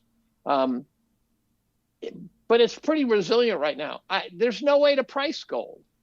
It is what it is. It's like Bitcoin in that sense. The only difference between Bitcoin and gold is I don't think gold bugs are insane. I think the Bitcoin guys, I think there's some fantastically bright guys on Bitcoin, and I'm not going to criticize them, but there's some real Looney Tunes in that community too, right? And they're young and they're green. And so someone like Marty Bent knows what he's doing. The other guys, there are guys there who don't, and who just think that they'll never stop the Bitcoiners. I go, look, when Larry Fink and the boys decide it's game over for Bitcoin, if they make that call, you're done. I'm positive. And what you're counting on is that those guys decide not to destroy it. But this is the same community that were sort of hyper libertarian, saying, those guys can't touch us. Now they're saying those guys won't touch us. That's a different story. Very different I don't know story. Bitcoin because different story. I can't stand it when I go to a website and I try to log in and it says that's not your password. I go, yes, it is. I know that's my password, right? So the idea of having my net worth tied up in some sort of password system, I go, and they think I'm a boomer. Yeah, if one more person insults me as a boomer, I'm gonna start. I said on Twitter the other day, if you start hammering me for being a boomer, I'm gonna start blocking you because you're annoying as shit. I saw you write that. Well, but the government, they need gold. These governments across the world, they need gold to go up. Like, it's in their best interest. Well, I don't know for if gold they need it. I don't know. But again, to use a trite phrase, but they could argue they're counting it in ounces, not dollars. I know that's the favorite rallying cry when the price is going down. You say, I don't, the price of gold isn't going down, it's the dollar, I go, that's bullshit too, right? People say, gold is real money and the dollar's moving. And I go, well, so if gold drops $10, when I go to the grocery store, am I now going to get groceries at 10%, or 10%? Am I going to get groceries that are now 10% different because gold moved? No. My groceries are still denominated in dollars, not gold. And so gold is not real money in that sense. It may be the best store of wealth for the long term. The longer the term, the better it is, right? Short term fluctuations all over the place. If you knew you were going to buy a house a year from now, and but you weren't ready, say, look, a year from now I'm going to buy a house, but I'm not ready yet. But you had this big wad of money to buy it. How would you store it? You'd put it in a CD, right? You wouldn't buy gold. You wouldn't buy Bitcoin. If you did, you deserve to be hurt. Because you could look up and say, well, I guess I'm not buying a house now. Right. Or I guess I'm buying 2 houses now, right? Whereas if you put it in a CD, you go, I'm going to buy a house now. Right. That's your best bet. So dollar's still king in that sense. Yeah, I know there's one of my followers tags me, there's a movement at the state level to accept it as legal tender. And there's now several states where they've passed that. And I think they're considering it here in Tennessee. But yeah, I don't know what to make of this. I really don't. And so, Michael, I really respect Matt, right? But I also feel like this is another story, right? It's another storyline, and it's just another one for people like us. It's more it's an alternative storyline for us. Kind of like what Matt said, us dissidents, they have to round us up and they have to give us something that's going to be, smart enough that we're going to bite on. And so I just wonder as well, is this also just another kind of story, another narrative? I don't know. Bread and circuses. Well, it's like the rat studies where they find that the rats play with each other and the dominant rats let the weaker ones win occasionally because they'll stop playing if they don't. Right. So if you watch dogs with a toy, right. My biggest dog will hand it over to the littlest dog occasionally to make sure that they keep playing. And right. So every once in a while they throw us a bone, as they say. And what you don't want to do is have the populace reach a point where they decide that it is no longer in their self-interest to be a member of this community. Right. And that's when the Roman Empire fell. And that's, it's the advantages of being Roman were no longer there. And then all of a sudden you got a big problem. And so we're at risk of that. I was going to post today on Twitter. I said that after considerable thought, I've come to the conclusion the world's all fucked up. That'll probably get 100,000 likes, right. for no apparent reason whatsoever. Right. Yeah. So, Michael, I know that's probably not the answer you wanted, but I mean, I really don't know, what's going on. Do you think What I that do know is the people who don't have some sort of hedgeable thing Right. are getting slaughtered, Mm-hmm. right? Because your groceries are going up. and they will Yeah. continue to And go you up? This isn't will stopping. continue to go up. No. And they never come down. So if your cost of living goes up 10% in 1 year, you just took a 10% quality of life deduction for eternity. Mm-hmm. Right? That's what people don't realize. If inflation chews away 10% of your retirement account, your retirement earnings just got cut 10%. When we had a year where things were really tough in 08, 09, and we didn't get a raise. And I think people said, oh, okay, it makes sense. I go, if you are working at Cornell for the next 40 years and you just gave up a 3% raise, that 3% raise is missing for 40 years. Mm-hmm. You just gave up a ton of money. Now, Right. There's a story out there, by the way, Harvard getting pounded by the feds. Brett Weinstein and his wife, Heather, did a podcast where it took a while for me to understand what they were saying. At first, I thought, nah, you guys are missing the target. And then I began to realize maybe they weren't. One of their theories is that Harvard is not cooperating with the feds because Harvard wants to fundamentally change its structure. And that it realizes that having really expensive scholars who actually aren't doing shit, Right. and they're really good at their game, but it's like a team with a salary cap. And you go, we can get rid of these guys who are, Let's moneyball them. Let's moneyball them. That's exactly right. Let's moneyball Right. them. Let's go find Yeah. some cheap guys Right. who are a much better bang for the buck. Right. And Harvard could be doing a moneyball thing. And here's a way to think about it. Name other prominent schools, and you find people will name places like Brown and Dartmouth as very highly ranked schools. If you compare Harvard to Brown and Dartmouth, they're not in the same zip code Mm-hmm. as universities. Mm-hmm. So Brown has probably very few departments ranked in the top 10. Cornell's number one, by the way, number of departments in the top 10. I know where their number one. I know where their number one organic chemist professor is. Yeah. At least in his own mind. On the global level, not even on the country, on the global level. As long as you don't actually consider chemistry as one of the parameters.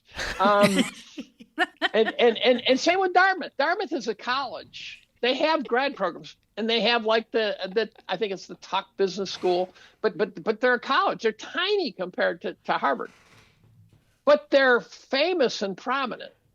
Mm-hmm. And Harvard could be saying, look, it's just too expensive trying to run an elite research institution when we could take our $50 billion and we could cut way back on that crap and we could still be Harvard. Mm-hmm. That's so interesting. And I can tell you a little funny story about Dartmouth. So when I was young, I was in a gifted that was program last year or the year before. Right. Yeah. Right. I grew up in Mississippi, right? Was supposed to have the worst education system out there. In fact, I've now realized it was one of the best. We did the classical education. We learned Latin. The gazintas.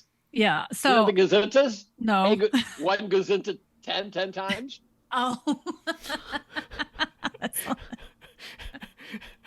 So we had this gifted program that and this was a Reagan program. It was called the Problem Solving Bowl, and what it did is it took, and you may know about this, but it took like 6th, 7th, 8th graders, and it would give them, you would do first a state competition and then a national competition, where basically you would be given a problem like what should we do with all the nuclear waste? And you would have to give, come up with 10 solutions and then 10 problems to those solutions. And then your ultimate problem, statement, and ultimate solution. And that was it's called the Problem Solving Bowl. And you could do it as teams or individuals. So I won the state Problem Solving Bowl. And I got a letter in the mail from Dartmouth that said that, please stay in touch with us. We would consider you for, I was 12 years old, like as scholarship material for college, blah, blah, blah. Well, everything went upside down in my family. We moved, blah, blah, blah. I forgot that letter. But to your point, that was, clearly that problem solving bowl had other functions as well. It was just a screening tool, right? Correct. It's like I went to a lacrosse camp that I thought I was there to learn how to play lacrosse better, but probably 9 of the top 10 lacrosse programs, Division I programs in the country, had coaches at the camp, and it was only a little bit later I go, oh, that was just a meat market. Exactly. Just a meat market. So I think Dartmouth has a certain role, as well. But I think that's fascinating what you're saying, because these universities are in a ton of trouble. I mean, they really are. And I think if we really wanted to be solving something that you mentioned earlier, is that we would be creating all kinds of engineering programs right now. If we really wanted to bring back productive jobs in manufacturing. And if AI was really, let me tell you what doesn't exist out there, Dave, because I actually started off in technology. I just, like, as a network administrator, as people that understand the connection between hardware and software, like how to get those two things to talk. That expertise has been I'm 0 for out. 2 on that one. I'm 0 for 2 on that one. Yeah. How's that? Yeah, that's right. I don't know either. Oh, gotcha. but it's so, like, if the robots were going to take over the world, why don't we have massive programs right now educating people to be able to do that very hard task of making hardware talk to software? So I just heard a stat yesterday that said that the average time it takes for a computer science graduate to get a job is now 18 months. That doesn't surprise me. Well, but if we're so desperate for this, right. What's going on? What is going on? That's what I mean. And just think, like, we could pivot all of these stupid programs immediately to engineering jobs. And in fact, Walter Kern had mentioned, it felt like he was very in with the campaign to some degree. And he had said, listen, they're going to be doing things like Walter's like Hunter Thompson, by the way. He reminds me of that old guard of, there's something very old school about Walter. I want to meet Walter. I do too, because I love the way his brain works. And I've stolen his idea of, think about everything like it's a story. What is the logical end? Right. Because it is a story. So, and if you can pull yourself back and look at things that way, it all starts making more sense, and it's like, okay, that's the logical end to the story. But he'd mentioned that they were going to come up with all these they were going to announce all these engineering programs. They were going to give certain schools like grants for just, different engineering programs. And I was like, oh, that's fantastic. Where is that? Like, if we really are going to be bringing manufacturing back, if we really are going all in on chips, like, we have to be educating people this way, and we're not. And I just find that fascinating. Well, this, by the way, is why I think Matt and Doug Casey have a very interesting idea, because they really are. And here's the irony. And I told Matt this, and I hope they actually get together. Matt's story. The idea, don't go to college. Yeah. Do basically 4 years of internships is the way I would describe it, right? Yeah. So you go learn how to do plumbing for three months. You go, well, what would you learn? Well, I one time took a 14-hour-a-day crash course in home building. Now, can you build a house after 14 days? No, but you've learned enough where you can say, look, I could figure it out now. More critically, I understand what is in a house. I understand what's behind the walls. I understand why the studs are the width they are. I understand what's structurally holding the thing together. And I can talk to a contractor. And I did some stuff. I did some roofing and some various things because of it. Now, so you can learn a lot. And one of his things is like, go learn to fly a plane. And imagine a kid who does 3 months. They're almost like they're like sequential outward bounds. Mm-hmm. And imagine a kid who's done that for 4 years. How interesting that kid would be to an employer. Yeah. Not the employers I ever worked for, but no, but the employer. Well, let's start with it. The employer Yeah. who runs a fairly blue collar driven, Right. like my dad who ran a construction company. Right. That Right. kid you'd hire and figure out what to do with later. I 100% agree with you, and I love everything they're doing. I mean, I think this will be what I recommend to the kids So in my here's life. my son. Yeah. My son works. My son, who was underwhelming beyond comprehension in high school, went off. I wanted him to join the Navy, to give you an idea where I set the bar. And he went to a 2-year hotel program in a school that basically the one requirement was dad could write a check. Right. And then he went to an event management program at an equally uninspired school, but great schools though, right? Mm-hmm. Great teaching, event management program. And then he went to New York City. He then started working at the Council on Foreign Relations, running their events.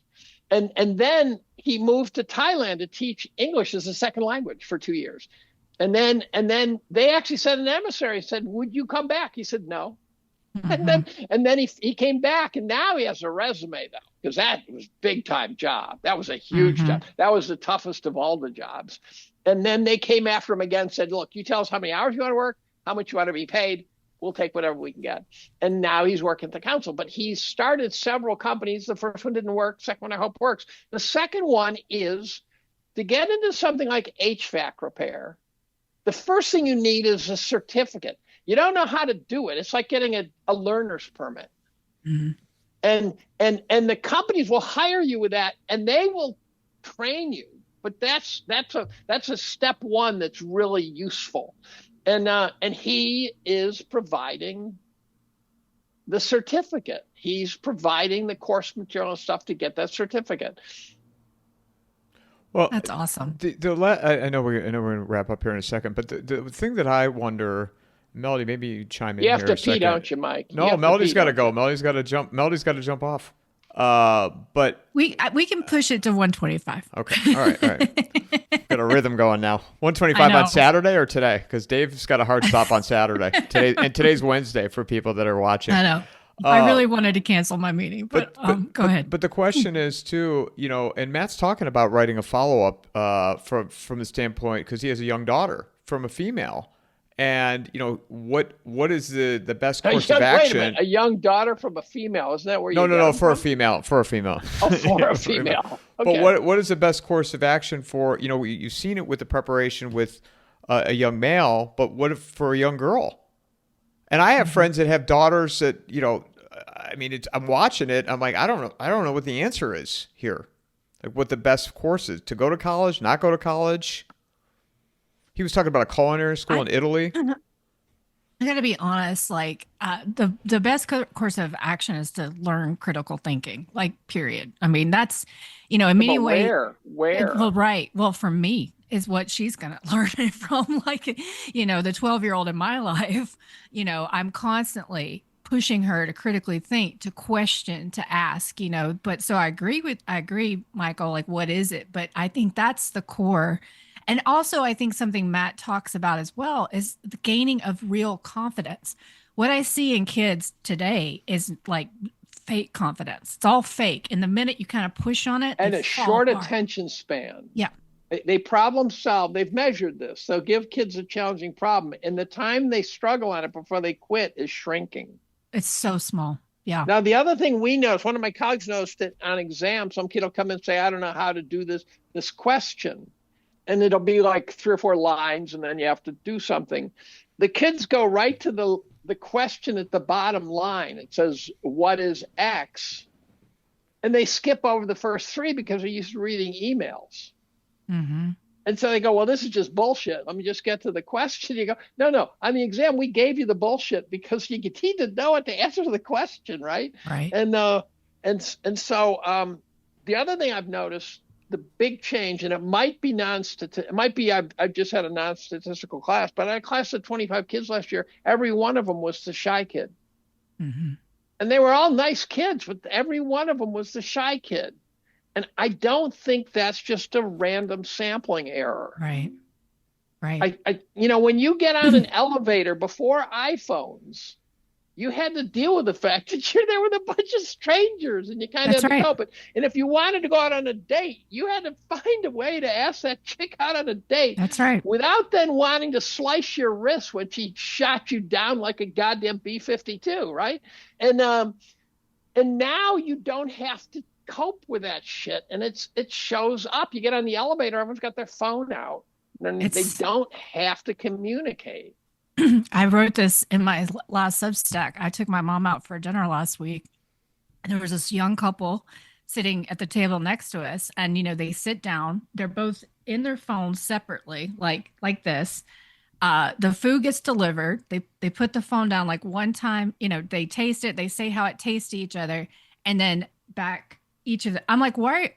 Like, this is the world now. Like, people don't interact with each other. They don't talk to each other. They don't interact with their environment, which is why I think they're so easily duped, right? Because they're not really going out and looking for themselves or interacting or talking. But I work really hard for the kids in my life. That's not their experiences. Their experiences are with real people in the community and learning those skills. But yeah, it is very concerning. And it's like watching, and I saw this when I was managing people. I got to tell you, probably I started managing my first millennial around 2009 or 10. And I was just like, what is happening? Like, I just couldn't believe it. I couldn't. And it just got worse and worse and worse. So have you read Jonathan Haidt's books? He's written Jonathan Haidt, Coddling the American Mind. Oh, no, I haven't. Those are well worth reading. I'm going to do that. Okay. Coddling the American Mind describes what they were sensing. And then there's a more recent follow-up, which I can't remember the title, but once you find Coddling the American Mind, you can find his newer book, which is a follow-up that says, now the studies are in. Yeah. And this is what happened. So it's and then he's got one called The Righteous Mind. And so he and Greg Lukianoff, and now a young woman, God, what's her name? I didn't even graduate from college, and she's famous, Ricky Schlott. They've made huge progress towards sort of understanding this generation and explaining it to us. And they're, by our standards, very damaged. Now, one could argue that if you were a World War II veteran and you walked on the Cornell campus the day that a bunch of black guys came out of the student union with machine guns in their hands, and the rest of the students were out stoned out of their minds on the art squad, you would have given up on them too. Mm-hmm. Those were the boomers in their formative years. So youth can look pretty stupid. Yeah. To the older guys, but you do worry there is a change here. You do worry there's a change that's not trivial. Yeah, I think because I've always been those one. You always hear trying to think that I walked uphill both ways to school. Right, barefoot in the snow. Yeah, right. Yeah, in the snow. Like, you always try to think that way, but I mean, it is just so marked. It's just and just watching it happen so I have not let the 12-year-old get a phone, but her cousins have one, and just watching what happens to them with that phone is just crazy. Okay. And you can compromise and give them a flip phone. So that's where we'll go first. But she's told me, I don't want any phone then if you give me a flip phone. I'm like, well, I'm good with that. So whatever. Okay. So be it. So be it. But just watching to the level of anxiety, because you're also giving these young kids something that costs almost $1,000 in their hands. And what happened to one of my little nieces this summer, we have every Friday night music in the park, and we go sit with the whole city or whatever. And she was running around playing, and she dropped the phone, and a homeless guy came and picked it up and took off. Like, and she was so upset about it, nervous, because she lost the phone. And so it creates this anxiety, but you're also making them targets at the same time, because they're vulnerable people carrying around this very expensive item. And so it's just, to me, it's just crazy that people would just let their kids just kind of fall into this abyss without a lot of controls, but I think they're not. And the abyss is truly an abyss, right? It's It the really same is. abyss that you and I say we're all saying we're struggling with coping with. Right. It's exactly the same abyss. Right. It is a gigantic. I used to call Twitter a gigantic cocktail party in which you would walk in the door and you would just start chatting with whoever was nearby. Yeah. But now it's an abyss. Now it's a mess. It is terrifying. Yeah. And I think, to your point, I think a lot of, what I really learned is a lot of it is bots. A lot of it is, program bots that, and I can now recognize their pattern because they studied me. They knew how to get to me. I mean, it'd be very easy. Look at which tweet she responds to, how, because one thing, I cannot stand when someone's like, LOL, about something I've said. And now I hate realize LOL. I cannot stand. I've never used it. I've never used it. I refuse. You'll see. I'll go ha ha ha ha. FFS. FFS is the one you'll get out of me. I like that one. Yeah, right. LOL. I hate. I can't stand it either. I can't. I know. And so I think it would be very easy if I were to program a bot. I would know how to program it to respond to me, in a way that would make me crazy. And so I think that's what a lot of Twitter is it has learned our behavior, and these bots are being created to kind of, again, increase divisiveness. Well, it is also horrifying that it really is going at our brains so precisely. So, I'll be in the lab and I'll be talking to my students or something about how we got to buy a new analytical balance because ours is on the fritz. And I'll sit down at my computer and there's an ad for the analytical balance right in front of me right away. Yeah. But it's worse than that. It's way worse than that. It is a psychology department studying you, right? Mm-hmm. They're following you and they're tracking you. And it's go, Freud. Okay, yeah. Let's throw this bone to him. Let's see how he responds. And I used to figure that the bots, I could spot a bot at one point early in Twitter, because what would happen is, first of all, they'd start out with a name that says something like Joe 62671, and I go, well, that was a creative name you picked there. And then and they always started the conversation aggressively. Yes. And because that's the quickest way to get you to respond to someone is, someone else said the CIA has one trick that's some CIA guy said. They have this one trick that works every time, and that is you present someone with incorrect information. So if you're trying to get someone to spill their guts, just say, well, we know that so-and-so did it. And you've got this deep-seated primal need to fix it. You go, correct. No, yeah. you no. moron. Yeah. No, it's not him. He had nothing to do with it. Right. You can't control that urge to fix it. And that's what the bots are doing to us. They're getting us to respond. And I think the direct metric is how many iterations could they get you to participate in before you got mad and quit. Mm-hmm. And so I've watched smart people argue with bots. I go, what are you doing? I know. I had to learn my lesson the hard way. Well, I have a bunch of notes, and some of them were really good on the subject. And I went to look up something from this Twitter feed called Sparta Justice, and it's gone. Mm-hmm. I go, oh, shit, I don't even have a source now. So I have the notes that I took, but I don't have a source. So I actually tried to follow up on some of the information to confirm it. And I found the text that I had copy pasted as fragments in, right. And I found it. And so it was clear that this Twitter feed was AI, and it was creating a couple of paragraphs of critical information. But now the question is that really Lindsey Graham in the fog? That's terrifying. But that was so eye-opening, and that between that, essentially the same day as Robbie Starbuck getting hammered, It's terrifying. The idea of being debanked. Right. What would happen if all of a sudden you couldn't get a bank account? Right. I mean, you could essentially die, right? That would be a potential fatality. They do it to your business dies. They do it to you die. And then I can hear the Bitcoin guy say, now if you have Bitcoin, I go, try getting the Bitcoin into dollars without a bank account somehow. That's right. I don't know a machine that you put in your Bitcoin codes and out come dollars. Right.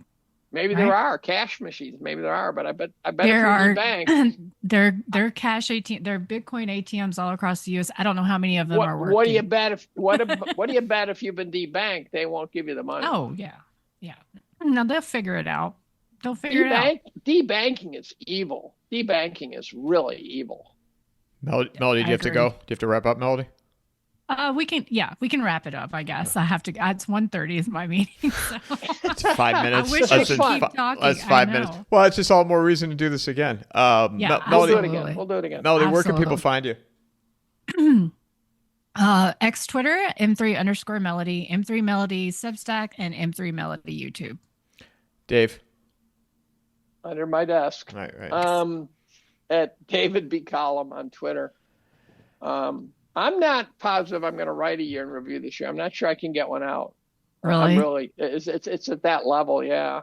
Every year I go through a sort of a dip where I'm going, I can't do this, but this year feels different. And so we'll see. I'll try to get it out. I hope you do. And maybe it's even writing about this, your journey through. Well, this, right? It is about this. It is about this. It will be about this. And I'm not going to talk about Trump and all these guys. That's just batshit, right? That's just total batshit. It's got to be about this journey. It's a totally different journey. It really is. And I mean, it's very disconcerting to, I feel like I've kind of been stepped out of myself and to look at and it's just all the things you thought you knew, When did you hit the rabbit hole, by the way? How long ago?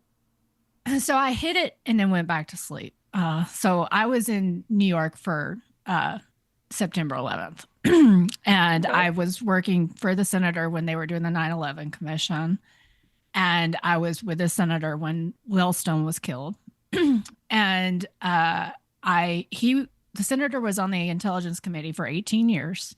So although he never said many things to me, like he never talked about, secrets or things, there would be little things that he would say.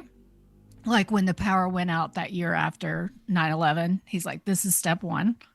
I mean, he walked out of his office and said, this is step one. Boy, that's ominous sounding, isn't it? Right. Or how he would refuse to take certain planes. He would make me, like it would have to be a jet with a certain type of engine, etc. So there were things that about him that I knew. So, and watching the birthing of Obama, talking to all these crazy people in the machine. That's when but it had started for me earlier, probably because in high school I had friends that came back from the Forever Wars and said, it's never been about what they're telling you about. It's not. Never. And so I had all that. But then after 9/11, those of us in the city, it was a city under siege. I had to show my driver's license to get to my apartment. It was crazy. Machine guns everywhere. We all knew something was wrong. We'd all read the story the day after about the Richter scale at Columbia, things like all this stuff. We all knew but the minute I left New York City and went out, like to my family and others, the minute I would have any conversation about it, they told me I was crazy, conspiracy theorist, like, what are you talking about? Or they just didn't even want to hear about it. And so I just stopped talking for years because I was in corporate America. Right. And so I went to sleep and then I woke back up during COVID. When did you wake up? COVID. Okay. COVID. I think COVID woke a lot of people up. Yeah. And was that a mistake on their part? Did they blow that? So I think they did. I really do. Okay. That's my hunch. And Mike and I have talked about it. I think they blew it. And for me, I was never a vaccine person. I mean, my sister's a doctor. I remember they were going to force my sister to get the anthrax vaccine because after 9/11. And I was like, do not take that no matter what. But you know what? I couldn't talk to her about this one because that's how much I had been. But so I know I have to go, and we just blew open a box. Opened but up. Yeah. Okay. I got my answer. We're but good. yeah.